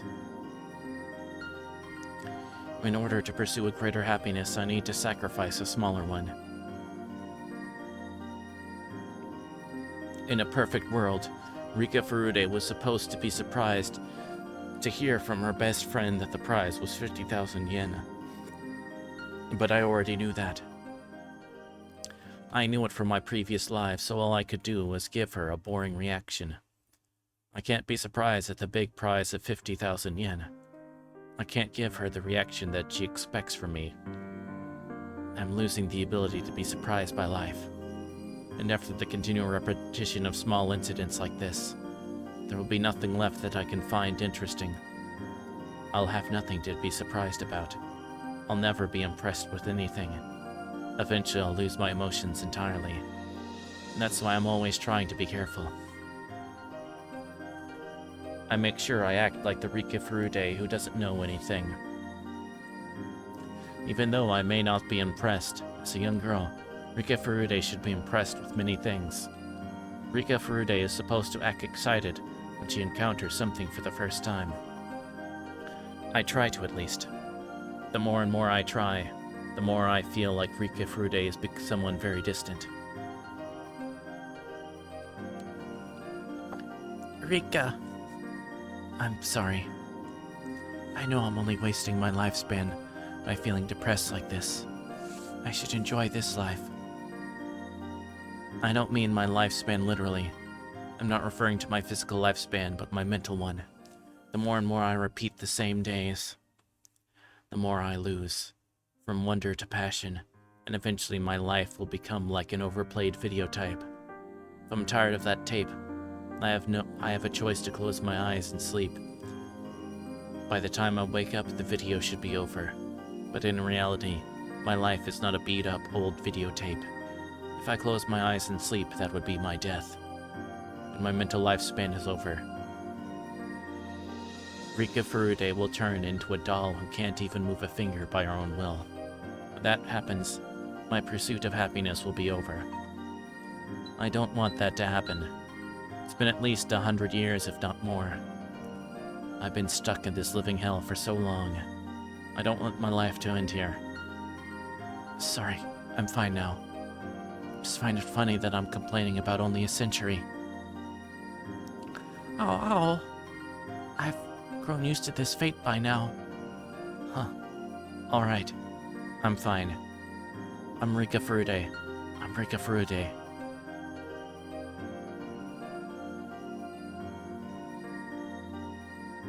Is Hanyu like... It's like Hanyu Oyashiro-sama. At this point, I'm wondering.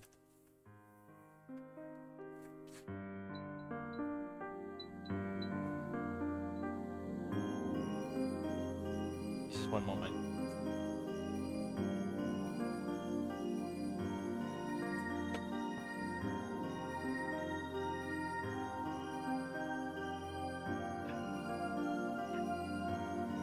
Need to adjust. Okay, there we go. Sorry, one moment.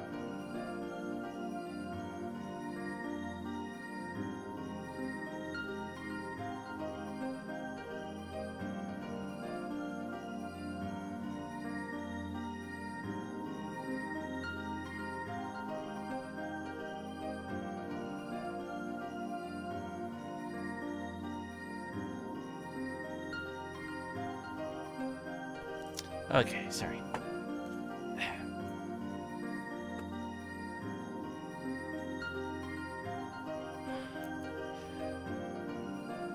If I don't stay focused on being Rika Furude, I'm afraid I might end up showing my true self inside of that shell. Rika Furude is supposed to be a cute and innocent little girl, after all. Me... What would you buy if you got 50,000 yen, Reina? I wonder if I can buy the Kenta-kun doll. Do you think they'll sell it to me if I give 50,000 yen to the fried chicken store? How? I think it'd be easier for you to buy the tools and wheelbarrow to steal the doll. I bet Reina-san could break the chain with her bare hands if she wanted to. I agree on that one. Oh, you're all so mean. Thus, we rejoined the typical flow of conversation naturally. Once I enter that flow, it's not hard for me to continue as Rika Furude. Being Rika Furude is like flying a kite for me. Let's go fly a kite? Up to the highest height? Let's go fly a kite and send it soaring. Up to the atmosphere? Up where the air is clear? Oh, let's go fly a kite? Anyway. Once it's up in the air, it can stay in the sky for a while. But if something happens and it loses control, it's one heck of a challenge to get it back on track. Every time it tries to get back up in the air, the kite gets dragged on the ground and wears out. I'm exactly like that. Finally, Mion started clapping her hands to get everyone's attention. I already knew the rules. The members will be broken into 5 different groups, and each group plays a game that they chose together. I was secretly hoping that Mion would change the rules for some reason. There's nothing more boring than to already know what was going to happen. Mion can be very capricious. She really might change the rules. Yeah, but it seems like she's been planning this game for several days already. A strong will can be fated too, huh? Normally when we're doing club activities, Mion decides what to play at the last minute. She opens her locker and randomly decides what game to play. For that reason, our club activities are rarely repeated throughout my lives. That's why I'm never bored with them. Just as Hanyu said, today's event was something that Mion had been planning for a while. I was certain she wouldn't suggest anything spontaneously today. In that case, this won't be up to random chance. Mion had only one idea in her mind. Therefore, it was equivalent to destiny. Although her idea of having this event in the toy store is actually a spontaneous one. In the lives I repeated, there's a very low chance for this event to occur. You shouldn't expect anything to be different. I'm not expecting it. Of course, I was lying just now. The cute horned Hanyu is kind of a buzzkill. It's a major buzz-killington. I was hoping that Mion would suggest a new rule for this game. If it was the same rules again, I'd be suffering for a few minutes while I listened to her instructions. Nothing is more frustrating than walking the same path over and over again. Please, Mion, please change my fate. Please.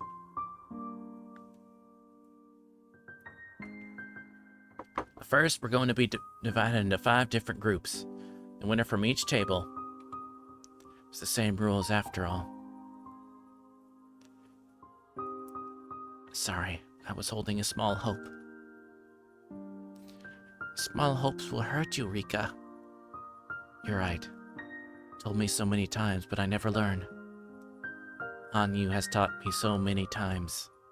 She taught me the trick to swimming in the flow of destiny. Flow of destiny is just like a river's. By going with the flow, I can swim the direction I want to some extent. I'm Chris Hansen with Dateline NBC. But of course, trying to swim against the flow requires great effort. Allowing myself to drift causes the least amount of strain. course, some strong currents are impossible to resist, even with great effort. If I recklessly try to resist without realizing it's impossible, then I only wear myself out needlessly, just as if fighting a river's current. So Hanyu taught me to read those currents, which is why I should have easily imagined that the rules would be the same the moment I learned Mion had planned today's event in advance. Yet I still wish the rules would be different, a completely wasteful action. In the end, my hopes were betrayed, only leaving my heart worn out, and things like that caused me to separate further from Rika Furude. Eventually I'll grow tired of everything, lose all interest, and die. A fate which can't be fought, must be accepted. I know you can read the flow of destiny, Rika. You're right. My lifespan's already growing short. I should treasure what I have left. I sighed and pretended as though I was listening to what Mion was explaining. What's wrong, Rika-chan? Are you bored? Keiichi surprised me all of a sudden. You're talking to me? This had never happened before, so I thought he was talking to someone else. But it seemed like Keiichi really was talking to me. Yeah. I looked bored ever since this morning. Are you sleepy from waking up too early? I was just thinking that I've already done this before. No one would understand what I mean anyway, but Keiichi might. So I told him how I honestly felt. Huh? Are you serious? No wonder Mion seems so used to this. Looking forward to since it's my first time, though. I envied him for feeling that way. I sighed, knowing that I never will. I understand how frustrating it is to hear the same instructions over and over again. I went to cram school once and studied ahead a lot there. I remember how much I hated hearing the same lectures in school. Keiichi didn't understand me. I'm glad that at least he understood how frustrating it was to repeat the same situation. I'm the same. I'm frustrated at school too. What? Are you really? You always seem so happy. Rika Furude is supposed to be happy at school. That's why I acted that way. Hearing the same things over and over again is like torture. It's easy for me to change what Satoko cooks for dinner. I can simply volunteer to cook instead of her. But I can't change what the teacher teaches at school every day. I have no choice but to be quiet and listen to her lecture. Yeah, there's nothing you can really do. You can't just tell the teacher to move on because you already know what she's teaching you. But this is a different story. It's a game. It is a game, but it's already predetermined. You don't know that. After all, we're being split into 5 tables by drawing lots, right? Plus, each group gets to choose what game their table plays. There's no way to predict what games we'll do battle over, or what exciting turnabouts await us today. But I can make a good guess. No, you can't. Ichi smiled as he contradicted me. That smile seemed so ignorant to me. Well, the groups will be decided by drawing lots. Each club member will be in a different group. Oh wait, it's her. Well, the groups will be decided by drawing lots. Each club member will be in a different group. Keiichi, you will be sitting over there. My table will be right there. I'll be playing a fishing game. You'll be playing a game called Billionaire. I don't know how, but last time we were broken into 5 separate groups. It couldn't have been a coincidence. Sure, Mion did something to ensure it would end up like that. I'm 100% sure. For the games we play, I'm totally not sure, but if each member in the group follows the same thinking patterns, they'll probably end up making the same choices. If you roll the dice many times, you begin to approach the average. One person's spontaneous act can be random, but multiple people's thoughts can be averaged out for the most part. The more people that are involved, the more difficult it is to alter the path of fate. That's why I'm pretty sure that we'll end up playing the same games. Keiichi seemed surprised to hear my prediction. What the hell? Is that like a premonition? How can you be so sure? That's what fate is all about. Heh, fate, huh? Makes me want to smash that fate into pieces. He smiled at me again. I knew that it was just smiling without reason. but I felt a small hope for him. After all, Kiichi really did shatter fate before. But that was just a miracle that happened in my previous life. I couldn't expect him to do the same thing in this one. Otherwise, I'd be worn down by my high expectations again. Alright, we're going to decide our groups by drawing lots from this box. The club members go first. Mion drew first, then Satoko followed. Results were the same as the last time. I really don't want to fight against a club member at the very start.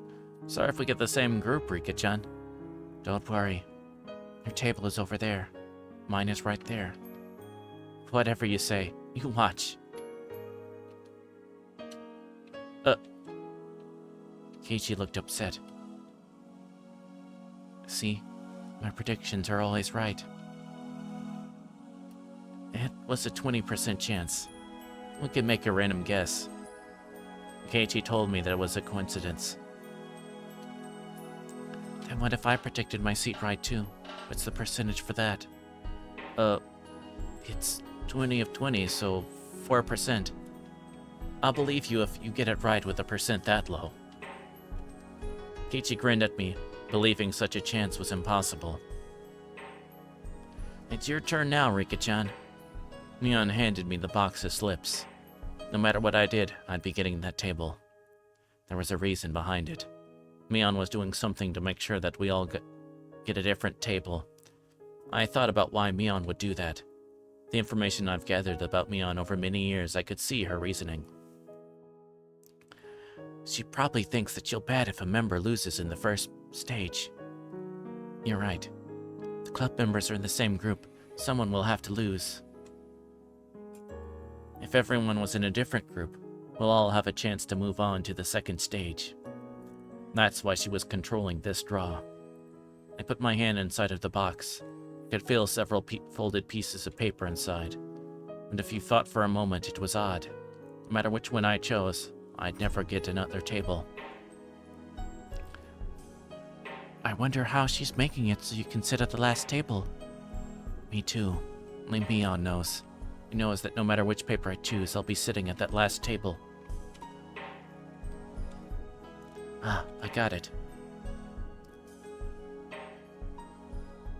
All the papers in this box are same. They must be. Mion set some kind of trap on this box. It was probably a box for a magic show or something. There could be some kind of gimmick inside the box and she can switch what's inside of it. Depending on who's drawing the paper, she'd change out the lots and control the result. I didn't know exactly how, but I was sure she was doing something. I didn't even need to know how she was doing it. The most important thing was why.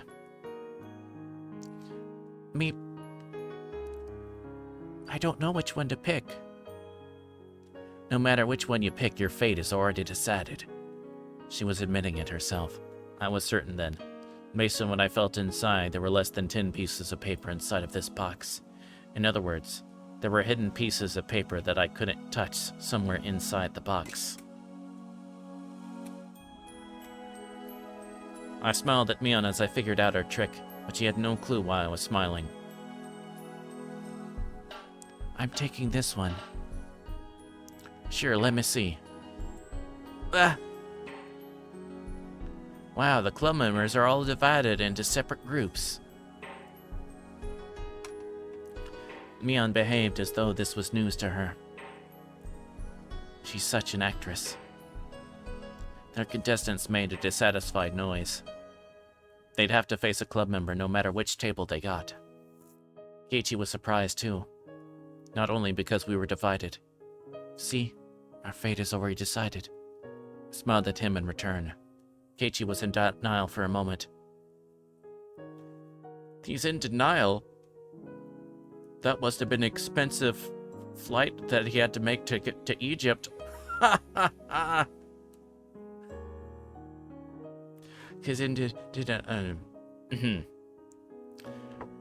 Kiichi was in denial for a moment, but then he smiled back at me.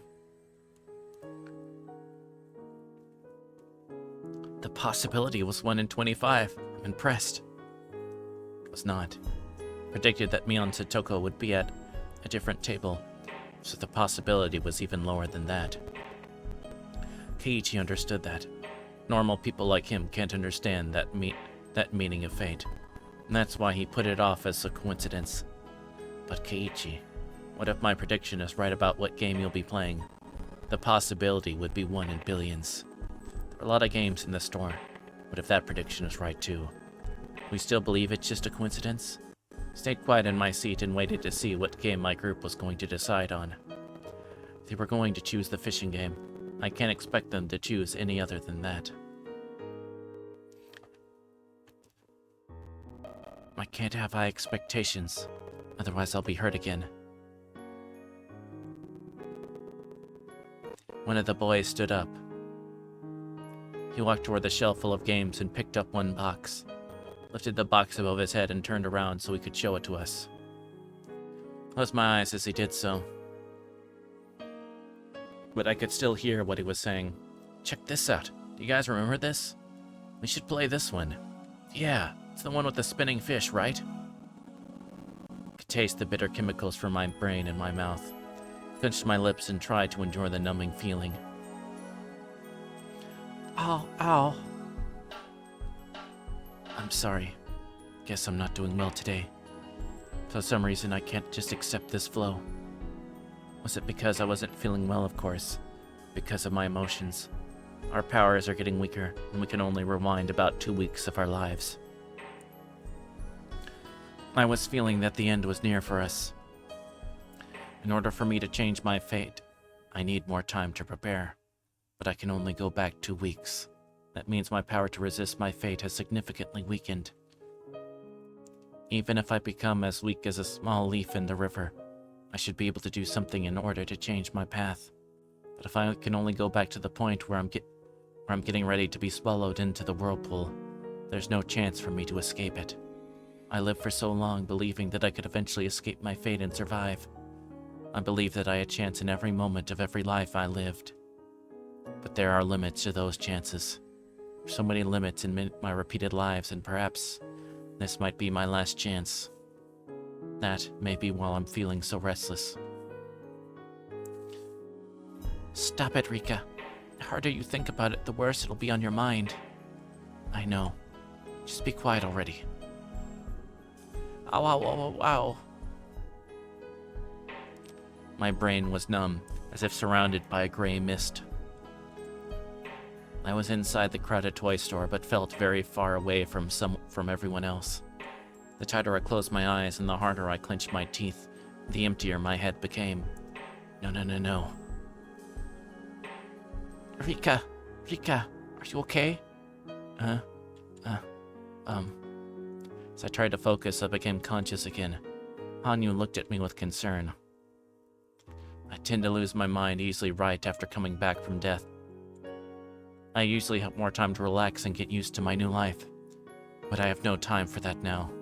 The Watanagashi festival is only 2 weeks away. I can't just relax and wait for myself to get used to things. Don't be a wimp, Rika. Don't be a wimp. Fight against fate, but even if I do that, fate always betrays me and I grieve. What if I do the opposite? What if I didn't fight against fate? A few weeks after the Watanagashi festival of 1983, I will die because I'm fated to do so. Fight, don't fight, fight, don't fight, fight, don't fight. Fight, don't fight, fight, don't fight, fight, don't fight, fight, don't fight, fight, don't fight. As I repeat the same words, they start to lose all meaning. I felt like I was chanting something. I bit my tongue in my mind and forced myself to stop thinking about it. I was calming down a little bit. When I opened my eyes, I saw the fishing game right in front of me as well as my pole. Someone placed it there while I had my eyes closed, as if I was seeing the immovable reality of fate right in front of me. It felt like a final verdict to me. What do you think, Keiichi? This is what fate is all about. Do I want to earn his agreement or his sympathy? I stood up and walked toward Keiichi's table. His group couldn't decide on the game, so the store owner was deciding for them.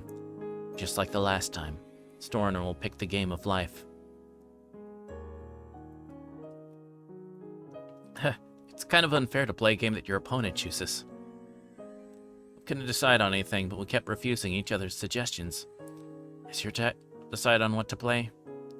You can see it for yourself. Looked at my table and saw the fishing game there. Keiichi was surprised to see that my prediction was right again. He also remembered that I predicted his game too. So, you're saying that the owner is going to bring out the Game of Life just as you predicted? I'm pretty good at predicting things. Nipa. Are you serious? Alright, I'll believe you if he really brings us the Game of Life. You bet. The group is going to play the Game of Life.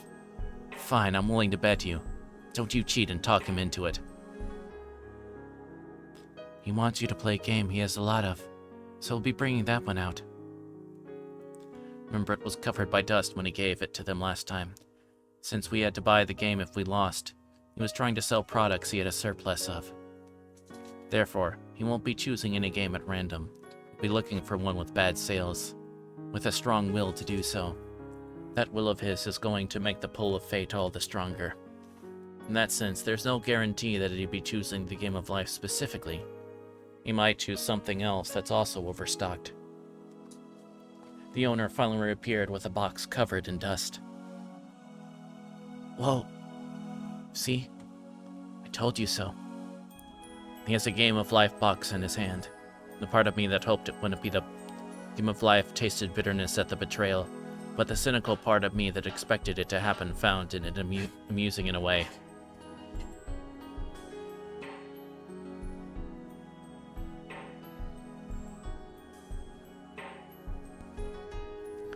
I felt like my personality was twisting more and more. Why did you pick that game? Huh? Well, I just picked it at random. I found it in the pile of inventory I have in the back. It's not like I brought the most beat up one. When he heard that the owner chose the game randomly, Keiichi shrugged his shoulders in confusion. That must be his way of surrendering. Hey, Marika-chan, is this really a prediction? Nipa. Well, some old people from the village once told me that you're the reincarnation of Oyashiro-sama. They told me that you have special powers. They said your predictions are always accurate. Is that really true? I was surprised that Keiichi actually believed the superstitious stories he heard from the elderly villagers.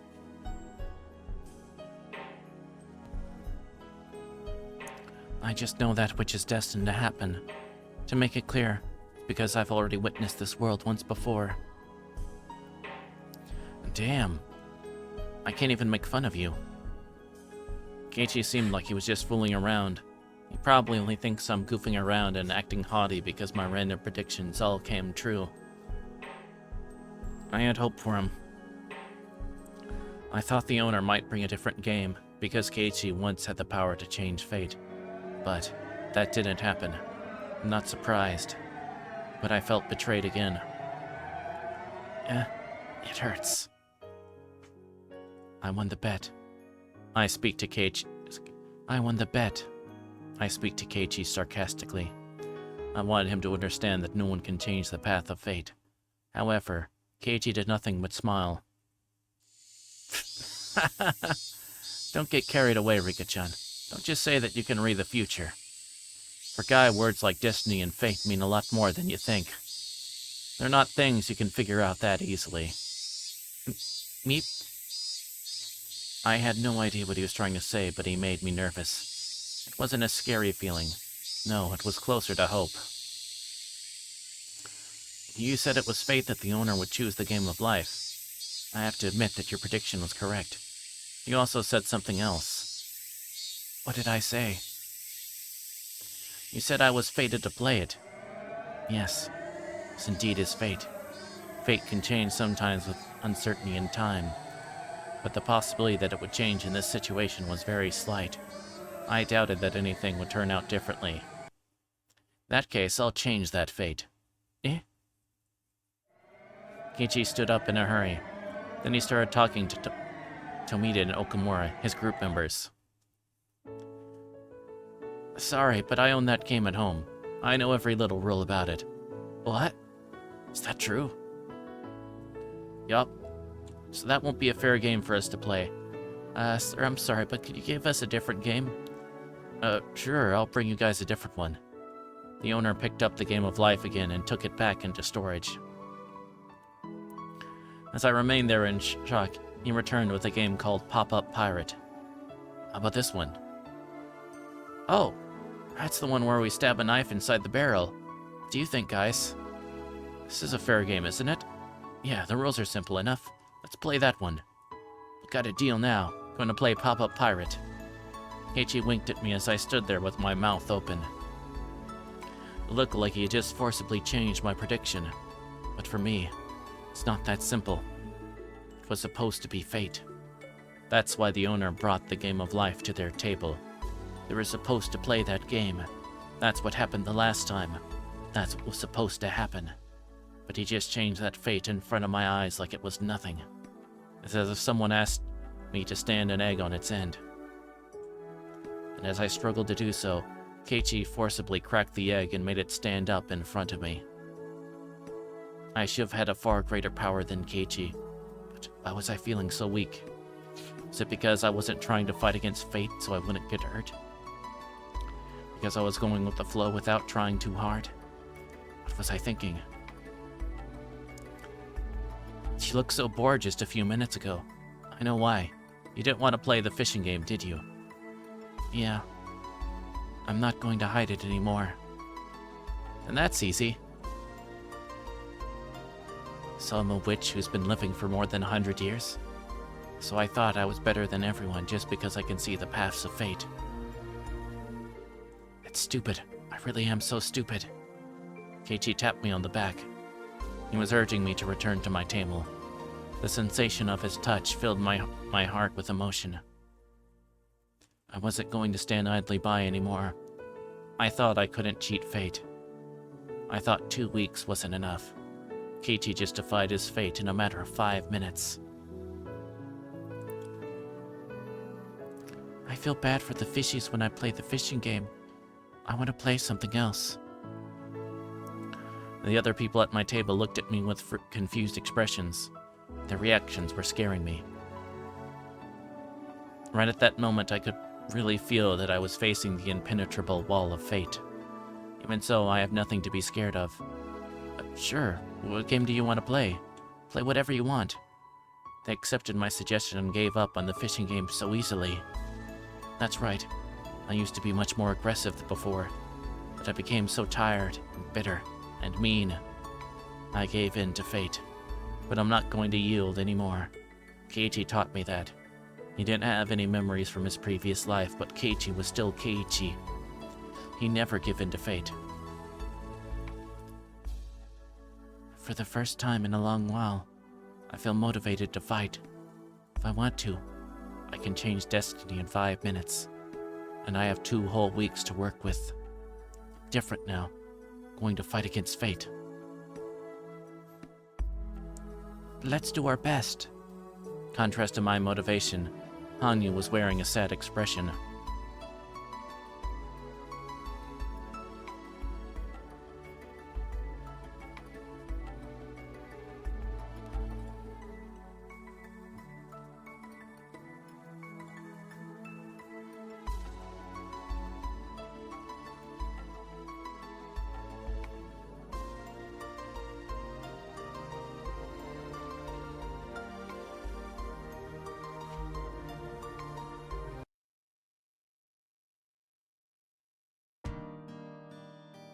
I see.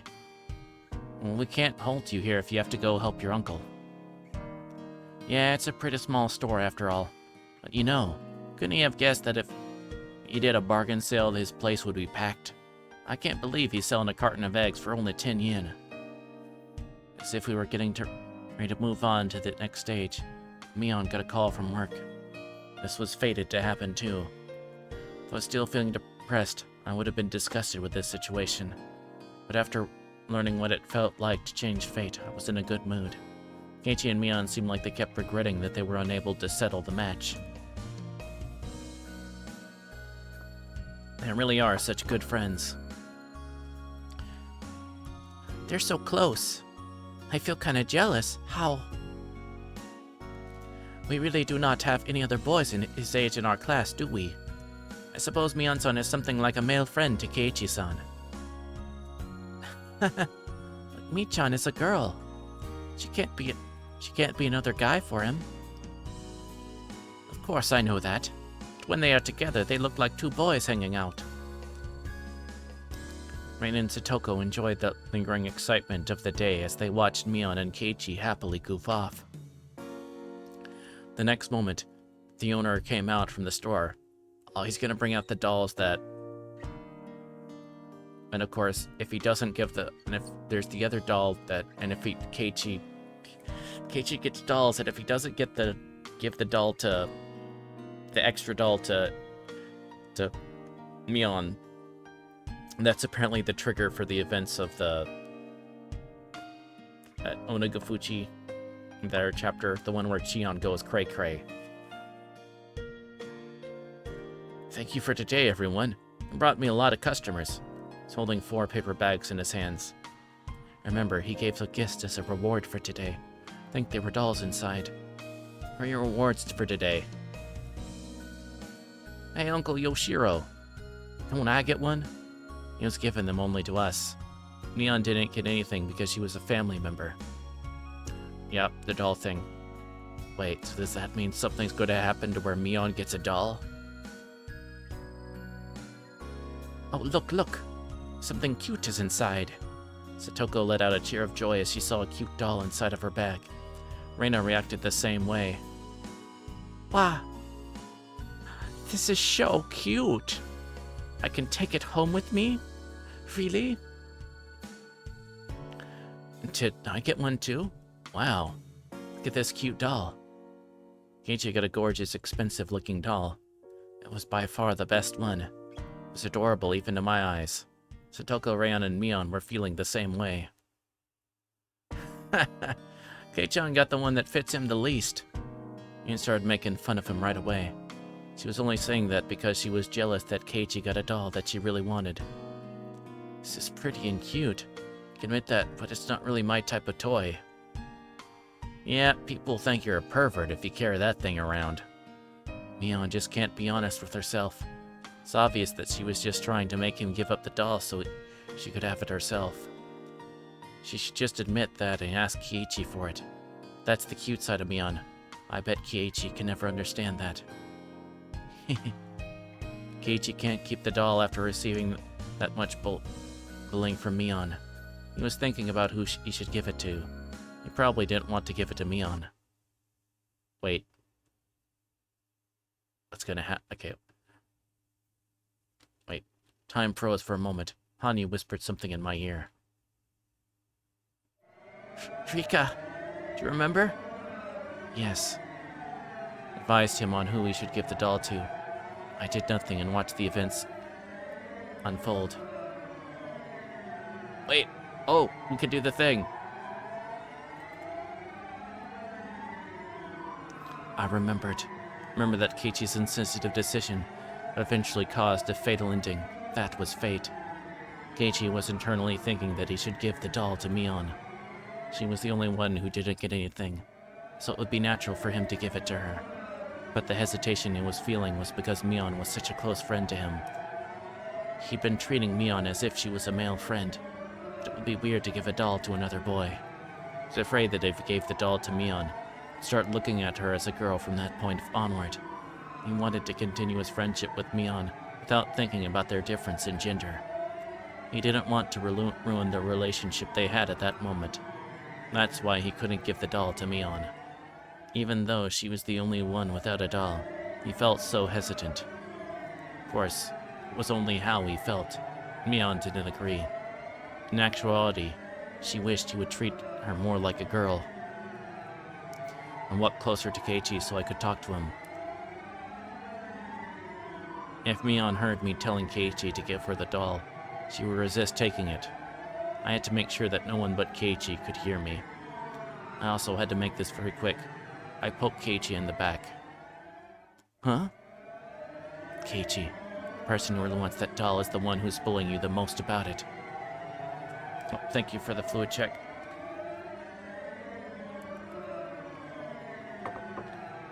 I was going to say that. But Keiichi opened his mouth first, even before I could say anything to him. I know. I hadn't said anything to him yet, but Keiichi told me that he knew. Felt confused, not knowing what he just meant. Turned around to face Mion, smiling mischievously. Mion, if you think I would look like a pervert with this doll, who do you think deserves to have it? Huh? I don't know. What I'm saying is that dolls aren't for boys. I see, then I guess you can have it. Here. Keiichi tossed the doll to Mion as if passing her a basketball, as if forcing her to carry his bag or something. Mion's face quickly turned red. Feeling shy, Keiichi turned away from her. That was surprising. He got my message just by getting a tap on his back. Was Keiichi always that smart? Just one tap was all it took. I didn't think he would have done the same in a previous life. Emotional damage. Well, emotional damage in a positive sense this time. That event. For once with this frickin' game. Welcome on in Panzer Foxo. Welcome on in. This was just a small incident, but this world is definitely different from the previous one. Or could it be? Perhaps he would have given that doll to Mion even if I didn't poke him in the back. Does he have memories from previous worlds after all? No way, he can't. That can't be happening. I know for a fact that he doesn't have those memories. But there might be something imperceptible somewhere inside his heart. He might remember some of the regrets he felt in the previous worlds. That's why he strongly felt he should give the doll to Mion this time. After repeating so many lives, I'm the only one who could even notice this slight growth of his. But I see it. It's clearly visible to me. Mion, having turned red, insisted that the cute doll would be a much better fit for Reina. Her attitude made it clear that she really wanted the doll, but couldn't be honest about it. This old man just thinks that cute dolls like this are more for girly girls, you know? This doll doesn't deserve to be owned by deserve to be owned by a tomboy like me. Haha. I know that you want it. It's written all over your face. No, it's not written on my face. You're lying. Stop being mean. Mion shook her head with an embarrassed look, pretending she wasn't interested in the doll. Everyone here knew that she wanted it. We all looked at Mion with big smiles on our faces. Hey, it's not like I can only give this doll to a girl. Just think of it as my gift to you as a friend. Is that so? To give a doll to a boy too? Well, I would choose something else if I had a choice. But anyway, guys would never reject a gift unless there's something shady going on. It's just me being generous. Why would you refuse it? Something baka. It does have very much that moment. Mion's having an extreme tsundere moment. Oh, so I can accept this doll even though I'm not a girly girl? God, I just realized what visual novel this is. Yes, it is that one. Emotional damage. We're on volume 7, so we've been having so much fun with this.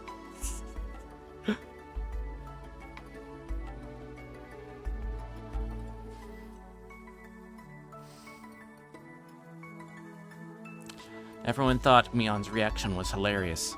Reina couldn't stop chuckling. It goes places like Wealthy. Yep. It does. It's been experienced the so, but 7th volume out of the 9, so it's exciting. It's getting excited. We're getting amped up. Satoko and I burst out laughing. Mion, having realized she was being laughed at, got even more embarrassed. I'm offering this to you as a friend. Fuck you! Fuck you! Fuck you! I don't want to hear that you're not cherishing it. Okay. This old man just wants to make it clear that he's not accepting this because he wants this doll. He's taking it because you said it's a gift from you as a friend. He's taking it as a courtesy so he doesn't disrespect your generosity. Hani was cracking up too. She was laughing in a loud voice, knowing that no one could hear her anyway.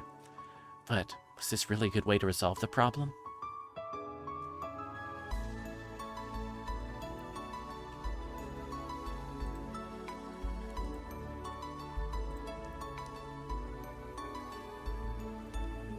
I thought that Mion's issue in the previous life was that she wanted Keiichi to treat her like a girl. She got the doll, but Keiichi still wasn't treating her that way. Still, Mion looked very happy. It wasn't a big deal after all. Sure that Mion will take that doll with her to bed tonight. Stop. No, my glasses. You took us my glasses. She'll kiss it goodnight, too. I could bet on that. It was written all over her face. She's finally accepted it. It's a challenge just for me to give her a doll. Keiichi turns around to face us, smiling bitterly. Ha! You did it, though. Yup, it was perfect. Impressed that you managed it. And Mion's son was hilarious. It was obvious the moment you looked at her, she really wanted the doll. Isn't that the truth? Hey, you guys. Are you saying rude things about this old man? Knock it off already. Don't you have to get to work? Going to be late. You guys better watch yourselves. Mion seemed like she wanted to stay longer, but after looking at her watch, she started heading to work. Oh, thank you for the fluid check.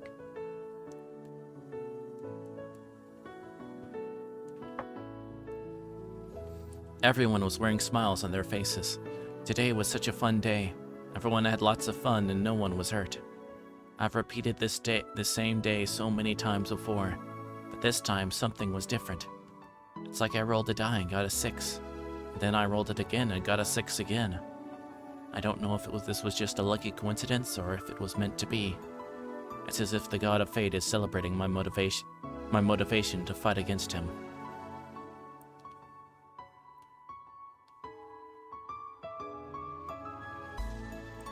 Do do do do do do do do do do do boo boo do do boo boo do boo boo boo boo boo boo. Good times with Oyashiro-sama. Gonna go to a kegger with Oyashiro. Woo.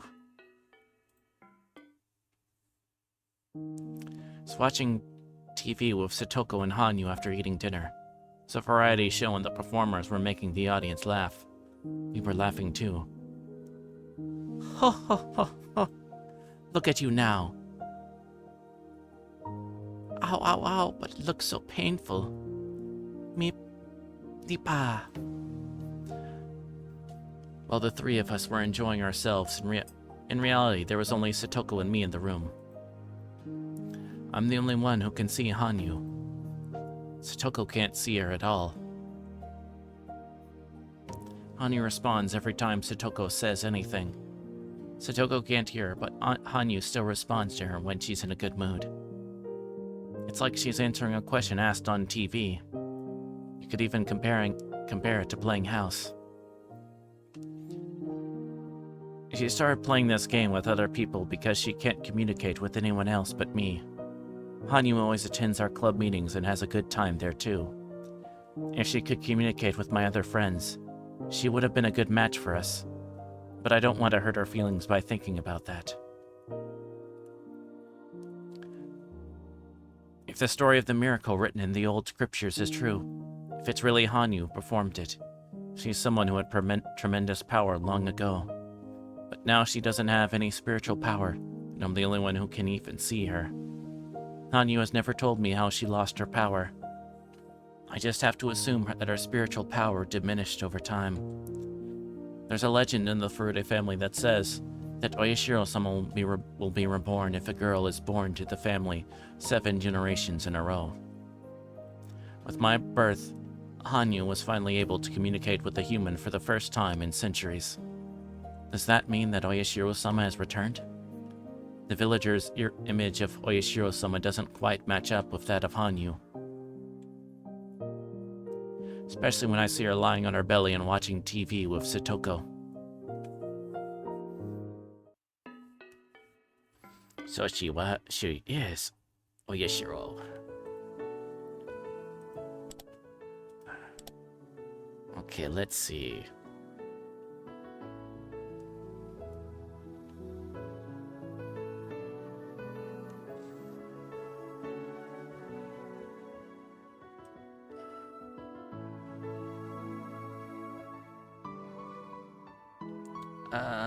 We'll go, what the heck, we'll go on for a little bit longer.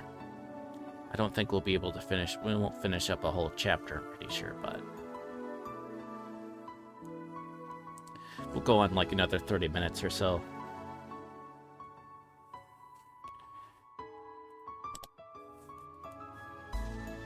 Get some more water, though. Just a moment.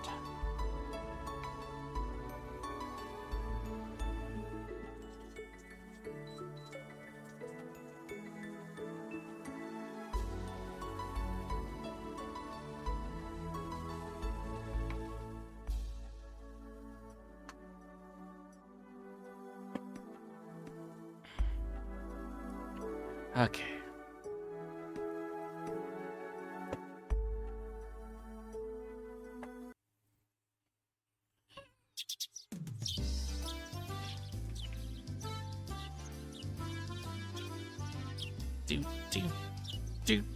Do. What? I know I've heard some people mention it before, but we're serious about that? This world always has a lot of nice suggestions, but they're mostly out of politeness, right? Just something you laugh off and reply with, that would be nice. Those ideas generally end as jokes, so it's crazy when they turn real. Yeah, I'm serious. Uncle Yoshiro was giving you a ton of praise, too. He said it was amazing how well that pop-up pirate game went in the store yesterday.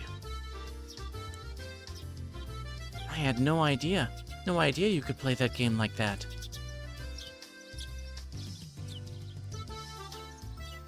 I should mention that some of the kids around my table wanted to play with you, too.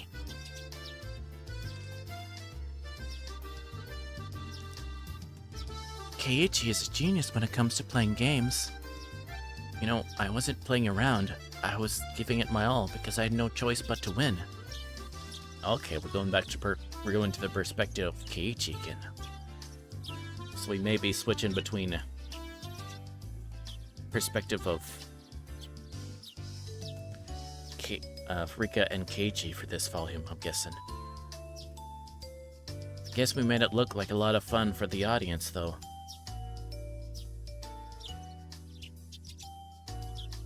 You definitely have a blast no matter what club activity you're doing, Kei-chan.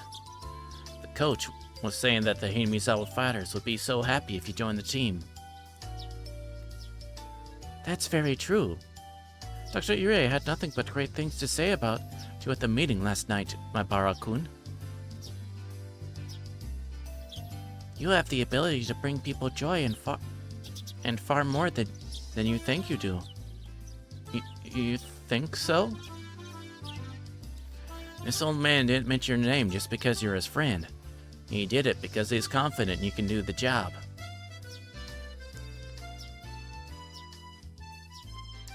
I was there at the meeting too, and no one was against the idea. My Bara-kun, you honestly do have a good reputation around the village. I heard good things about you in Okonomiya too. What you did in the match between the Hinamizawa Fighters and the Okonomiya Titans was legendary. It really was incredible. The reporters were there to see Kameda-san, but they were more impressed by you. They were talking about that rigged baseball match I set up with Kameda-kun. The public did end up believing that talented pitcher walked me out out of fear for my insight. Kameda-kun and I have entered a strained relationship since then, but I'd really rather not talk about it right now. What do you think, Keiichi-kun? I think you can do it. I'm backing you up too. I definitely think you should be in charge of the Watanagashi Planning Committee. Watanagashi is an annual village festival held in June. It's supposed to be the biggest event in the village, and most of the people living here gather together for it.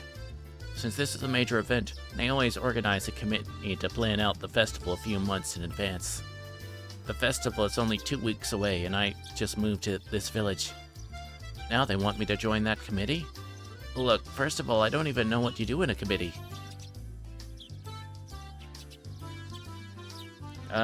What is, you trying to make a horse, but you end up with a giraffe, I think? That's what you do in your committee? Something like that. No need to be concerned about it. The job we actually want you to fill is hosting the auction. What the hell is that? Do you want me to sell bananas or something? Well, let me explain. We're holding an auction event for the first time this year. We're going to auction off donated items, just to see how it turns out. There's kind of a long story behind it. We wanted to do something in which everyone can participate, using donated items as prizes. But the elder members decided to distribute the prizes using something other than a lottery, for their own reasons. To put it simply, our hag of a grandmother let her temper get to her and wouldn't back down after that. But she didn't really consider any specifics.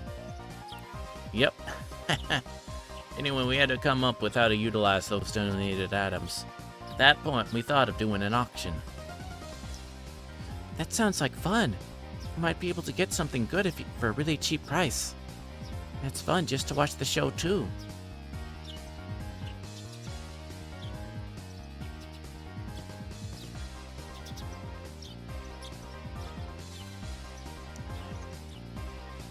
The items were all donated, so they were free, huh? The committee sure is good at making money. Profit will be going into the beer fund for the village committee's winter getaway trip. It's not fair. You're not ready for beer yet, Furude-san. I think I understand what's going on now. Still, I've never done anything like it before. I'm sure you can do it, Keiichi-kun. I bet you'd do really well if they told you what you'd get to keep 10%. I bet you'd do really well if they told you that you get to keep 10% of the profits. Well, yeah. If I can gain something for producing results, then I'll do my best at it. On the other hand, you might be facing a dreadful penalty game if you don't produce anything. Wait a minute, Satoko. Would I agree to a risky deal like that? Don't forget, they're the ones asking for my help. I'm a very busy guy, you know. Try asking my agent first. Alright, Kei-chan. If you want some kind of compensation, we can talk about it. I really want you to be a part of this. We can make a deal.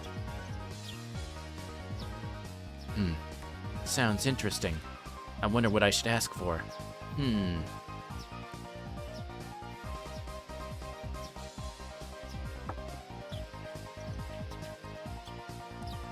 We're always talking about punishments, but it's our first time talking about a reward. That's true.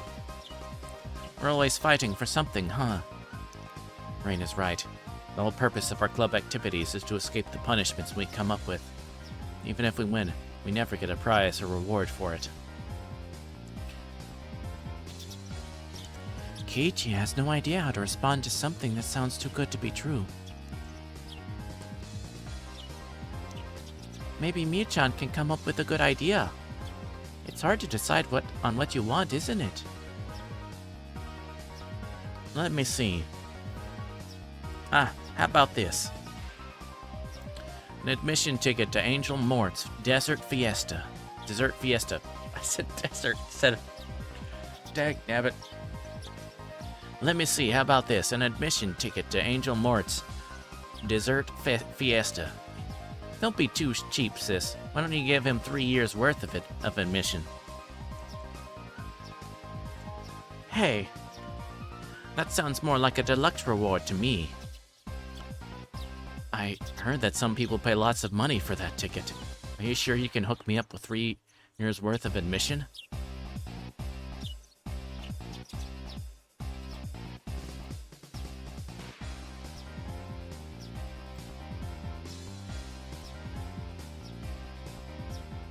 Sorry. Of course I can. But you have to do a good job. I'm sure he will. With Keiichi-kun there, it's going to be heaps of fun.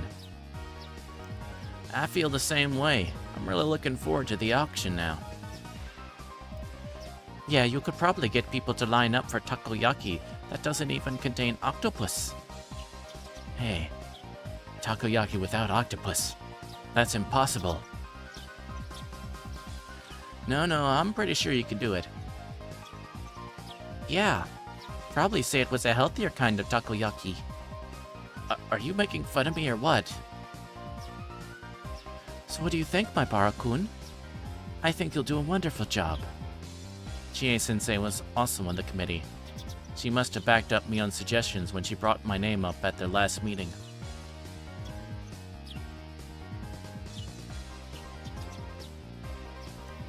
I'd also love to see what kind of magic you can do. Nipa! Ah, crap, I have to turn away again. But I'll give this while I'm doing something real quick.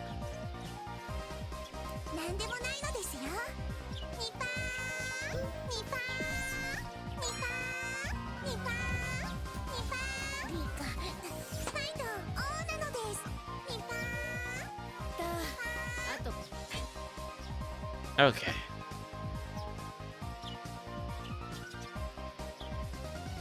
A good auction always depends on how good a speaker the host is.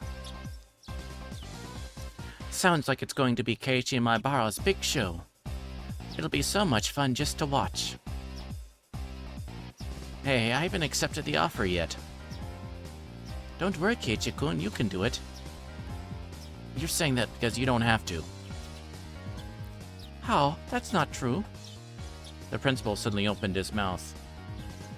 Maibara-kun, my opinion, you will do a fine job. So man, isn't it your responsibility to meet people's expectations? If I had to, I'm sure I could do it. Mion has made me do so many different things for the club, and I've learned a lot from that. Besides, this will be the first time I could get a reward without having to worry about punishment. It should be fun too. This was the first time so many people were counting on me like this. To be honest, it made me pretty happy. Still, I was worried about getting dragged into something that required a lot of work. I couldn't erase that thought from my mind, but I was in Hinamizawa. People in this village would never do anything to betray me. They genuinely believe that it would do a lot to liven up the festival if I became the host of their auction. I've only been here for a short period of time, but I know that the people here are honest and kind. Fine. As a man, I'm going to do it. I'll take care of it. Wait and see, and I'll make it the greatest auction in the world.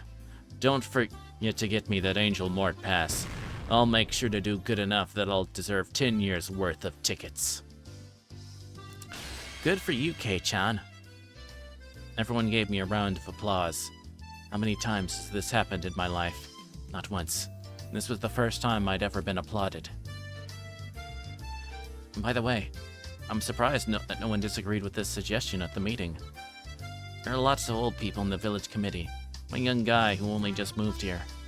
I've known for a while that Mion has a lot of influence locally, but I couldn't believe that everyone in the committee would accept it just like that. Most of them are that kind of hard-headed old people, but the new generation has gradually taken over, you know? We won the damn conflict, and now we're aiming to build a new era and grow more and more prosperous.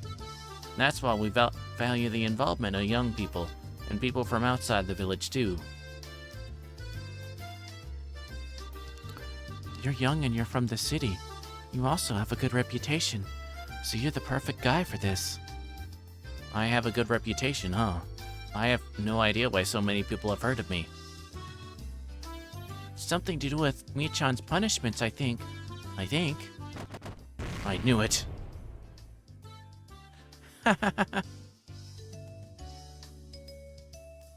Alright then, I'll call your parents about it tonight. So please, let them know when you get back home today, okay? I'm sure my parents will have no problem with it. They won't have any objections to raise, at least. They might ask me why my name was brought up, though.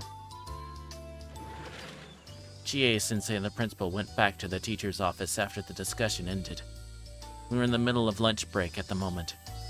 Chie-sensei and the principal had come along together, and Mion scared me by saying that they all had something to talk to me about. My stomach wasn't digesting my lunch particularly well. Mabara-san, I heard everything. Good for you. It's a big honor being chosen by the village committee. Hey there, Tomita-kun and Okamura-kun. I'd love to give that honor to you. No, thank you. I wouldn't be able to handle it. I realized the whole class was talking about me. They were saying how fun Watanagashi was going to be, and how high their expectations were for it. I might have taken on a huge responsibility. I need to do my best to succeed at it. By the way, I forgot something. My granny made tons of ohagi. She told me to give them to my classmates. Mion clapped her hands as she remembered and took a box out of her bag. She opened the lid, letting us see a bunch of ohagi neatly packed inside. Wow, there really are a lot. I think there might be enough for everyone in the class to have one. Oh, they look so yummy and cute. For some reason, my granny is very good at making ohagi. That's because Sohei used to love them. Ah yeah, I heard my gramps used to like ohagi. He ate tons of them. For your grandma, ohagi is something that makes her remember your late grandpa, huh? You think so? I thought Gramps liked canned food. You don't like canned food, do you, Shion? What? Is that true? Why so? Well, it's because of the smell. I just don't like the smell of the metal. Oh, is that so? After always forcing me to eat my squash, it turns out that you too have something you can't eat. To tell you the truth, she hates canned food because... Come on, sis. Don't you dare tell anyone. Ooh. Ooh. Tell me more. I don't know what's going on, but it seems Mion knows a secret about Shion. Tell it to us. Go on. Yes. Go on. Go on. The reason why Shion doesn't like canned food must have been something pretty funny.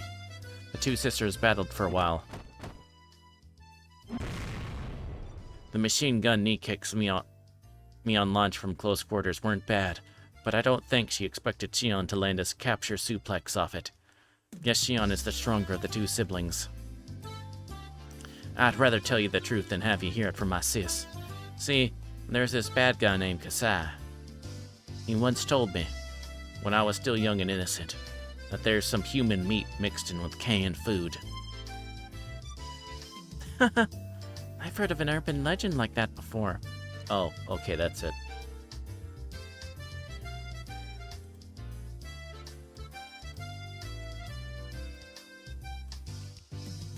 I'm sorry, this game series has made me suspect very suspicious things, okay? Also, the thing after that Valhalla game. Oh my gosh.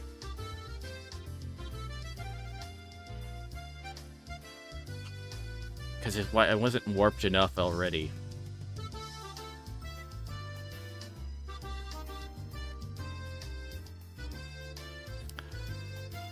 Me too. Once heard there's dog meat mixed into beef bowls and worms inside burgers. Are you quite serious? I can never eat beef bowls or burgers again after hearing something like that. See, Satoko, it's a very traumatic thing for me. You have my sympathy. But I still have yet to forget about how you made me eat a full-course squash meal. You need to let go of that one. That meal was delicious. Because we're talking about this, I'm starting to get worried there might be something mixed into this ohagi too. Oh?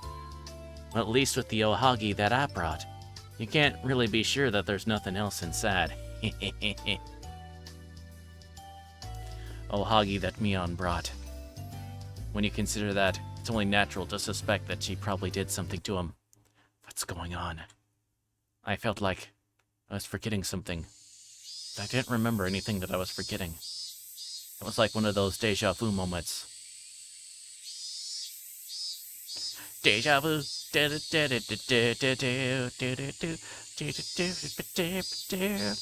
vu. Anyway. He's having a not memory of like the previous timelines, I guess, whatever, though we want to refer to it. Never been in this situation. My mind was telling me that I'd been there before. What's wrong, Keiichi? Nothing. I just felt like Mion has given me ohagi before. This is the first time, right? Is it? Mi-chan? I think this is the first time. Must be mistaken it for something else. According to my memory, this is the first time Mion-san has brought ohagi to school. Oh. Freaking noticed. Ah, I know. You're being cautious because these are from this old man, aren't you? There's nothing to brag about. I think you should be reflecting on your regular behavior. You're right. I wouldn't feel that this way if Reina brought me ohagi. Reina's really good at cooking. They're small but very carefully made. Huh? I've never made ohagi before. What? What was I saying? Why did I say that Reina made ohagi before? Why would I know? Oh, that Reina makes her ohagi small but neatly. Huh? I had no idea where that memory was coming from. I can only assume it was an error in my brain. Mion was saying that this was her first time bringing ohagi to class. As I tilted my head in confusion, everyone started reaching inside the box. Reina took out one for me and put it on the lid. I stared at it closely. What was I so concerned about? And Mion said that I was probably concerned that she did something to the ohagi. But it wasn't quite that. I really didn't know how to explain it. Felt like I was forgetting something important. I'd forgotten something important. All I had was the obligation to remember it. In front of me was nothing but a single ohagi that came from Mion's house. I was frustrated, but I really couldn't think of anything. There's no way I could remember it, because I didn't know anything. Keiichi, you've been staring at your ohagi for a long time. What's the matter? Oh, it's just I'm experiencing deja vu. Don't you get it sometimes? It's your first time seeing something, but you felt like you've seen it before? So, you feel like Mion has given you ohagi in the past. I'm sure it's just my imagination. Mion just told me that she never brought ohagi to school before. Keiichi, you can't have memories of what didn't happen. If you remember something, I'm sure it really happened before. Mika-chan told me something strange. I didn't usually take her random comments seriously, but ever since I saw her making those predictions in the toy store, I've been curious about her special powers. I felt like she was telling me something deep. It's weird to hear that from you since you're so great at making predictions. You're talking about the cycle of reincarnation or something? I don't know much about religion. I just want to tell you that if you know about something, that's something that happened to you. I want you to try and remember what happened. I don't want you to treat it like you're just mistaken. Do you understand what I'm trying to say? I guess. So I was surprised by how serious she sounded. I always thought that Rika was just an innocent girl who fooled around all the time, saying things like meep and nipa. But all of a sudden, she seemed like a totally different girl. Was I supposed to take it as a joke? The serious look on her face told me it wasn't the time for jokes, though. If that's what you're telling me, then I guess I got ohaki from Mion in a previous life.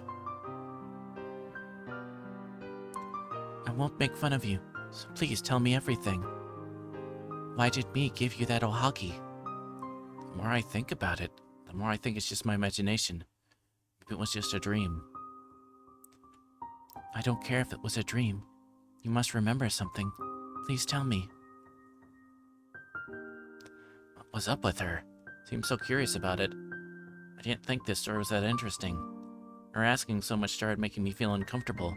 Still, something told me that I needed to talk to Rika-chan about everything I could. Maybe she could predict my future by reading my dreams. I should tell her everything. For all, she's the shrine maiden for Oyashiro-sama. Well, I think I skipped school that day. I had a cold or something. My memory was scattered all over my brain like powder. I could see myself standing in front of the door. Mion was there and someone else was standing there too. I think it was Reina. Mion brought me ohaki so I would get better. I think she told me that her grandma made it just like today. And then... well, then I ate that ohaki. They went back home.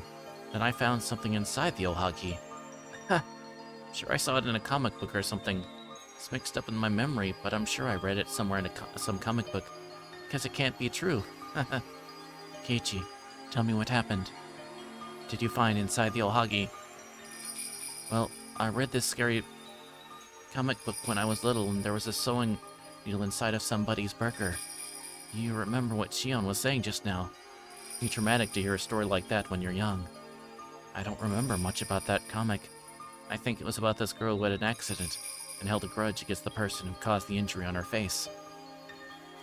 It was a really cheap plot now that I think about it. But since I was a little kid, that comic really scared me. In one chapter, the girl cursed the curse on the guy's food. He eats a burger with sewing needles inside it and he goes all, yeah! Something like that. It still freaked me out. The image was so grotesque and shocking to me. That grew into a kind of trauma. For a while I searched for sewing needles in my food every time I ate something. I couldn't eat burgers for a while for that reason. My parents got concerned and my hunger overcame the trauma. Eventually, that experience disappeared into the flow of time. Oh, okay, so that's why his paranoia, he thought, like, he had the delusion about the needle in there, because that was something that he was already traumatized about previously. Still a little worried about sewing needles every once in a while. I don't think about it all the time, of course. It'd be pretty rude if I poked up my food while eating lunch with you guys, wouldn't it? Of course I know that no one would actually put a sewing needle inside of my food. But you're still a little scared. Well, maybe I'm somewhere inside my heart. So, you saw a sewing needle inside the ohagi that Mi gave you. You saw a sewing needle inside of one. Yeah, I did. Inside that ohagi, there was a needle just as I feared. Why was I telling her about something that was just my imagination? Mion and Reina came to see when I took a day off from school when I was sick. That never happened, so obviously my brain was just making it up. But I spoke to Rika-chan. She said she wouldn't make fun of me. Are you afraid of this ohagi now? Do you feel like there might be a needle inside? Is that why you're not eating it? I realized that Mion and Reina were also looking at me. They were wondering why I was staring at the ohagi without eating it. Oh, you don't like ohagi, Kei-chan? You don't have to eat it. Mion was assuming that I didn't like ohagi. She felt bad for forcing me to eat something I didn't like. In turn, I felt guilty seeing the sad expression on her face. Sis, he must be convinced that you put something in it. I immediately denied Shion's remark. No one else would understand what I'm saying. Even I didn't know. No. I know for sure there's no sewing needle inside this ohagi. A sewing needle? Oh, this old man put something like that in there. Of course he wouldn't. You're not the type to visit and bring something with you out of pure generosity. Might play a trick with Tabasco sauce or something, but you never put needles inside. Never do something as dangerous as that. I knew you would never do such thing. I grabbed the ohagi with my hand. As I brought it in front of my mouth, I felt the need to check it just in case. And I told myself clearly, hey, you wimp. When are you going to stop being scared of that stupid comic book? Brought these ohagi to treat everyone in the class. There's no way she'd put needles inside of these. Forced that stupid memory out of my brain and munched on the ohagi. That's delicious. Of course it is. There wasn't a needle inside, was there? No way. Really sorry. It's just caught up in a traumatic experience I once had. My heart had stopped pounding and I felt relieved. The next moment, I got the urge to say something to Mion. It wasn't the right thing to say, but I just felt like I had to say it. Hey, Mion. What is it? The ohagi was delicious. Huh? Glad I brought them then, even though they were really heavy. I didn't know why I wanted to tell her again that the ohagi was delicious. I was glad that I said that to her. I was finally released from that odd feeling. Well then, since Kei-chan overcame his fears and ate the ohagi, you should eat this squash, Satoko-chan. It's so soft and sweet. How can that lunchbox always be so full of squash? Going to give me a traumatic experience. Shi-chan is trying so hard to stop Satoko-chan from hating squash. She's so passionate about it. Maybe she sees her as her future little sister. By the time I finished eating my ohagi, we had returned to our usual fun lunchtime. Keiichi, what if... Huh? What if what? What if you really do see a needle inside your food? What would you do? That's not going to happen. Don't you threaten me, Rika-chan. Keiichi, what if it really happens? Rika-chan looked at me with a serious face as I joked around. What's gotten into her lately? Stop it. It's not going to happen, and I don't believe it will. I had just overcome my stupid trauma after all that. That's why I made that firm statement. I understand. Keiichi, I'm sorry I'm asking you so much. Do you see a needle inside your food? It's definitely some kind of mistake. Please don't ever believe that it's me's fault. You're just trying to tell me not to be suspicious of Mion, right? Of course I won't. I would never be suspicious of my friends. I raised my fist in the air. Rika-chan finally looked happy. She smiled as if she was relieved by my words.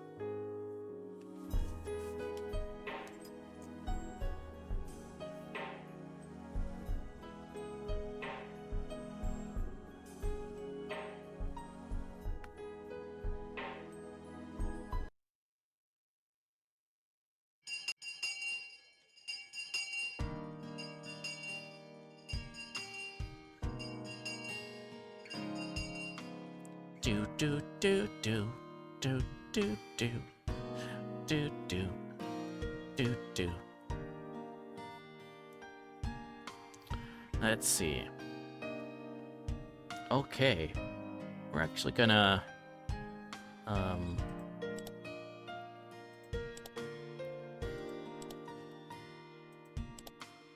think we're gonna call it for tonight, though. But, this is getting exciting. So, we'll definitely be looking forward to the next, you'll be looking forward with me for the next installment, which will be, which we'll be picking back up with this on, Sunday at about 8 p.m. Central Time. Yeah, thanks once again.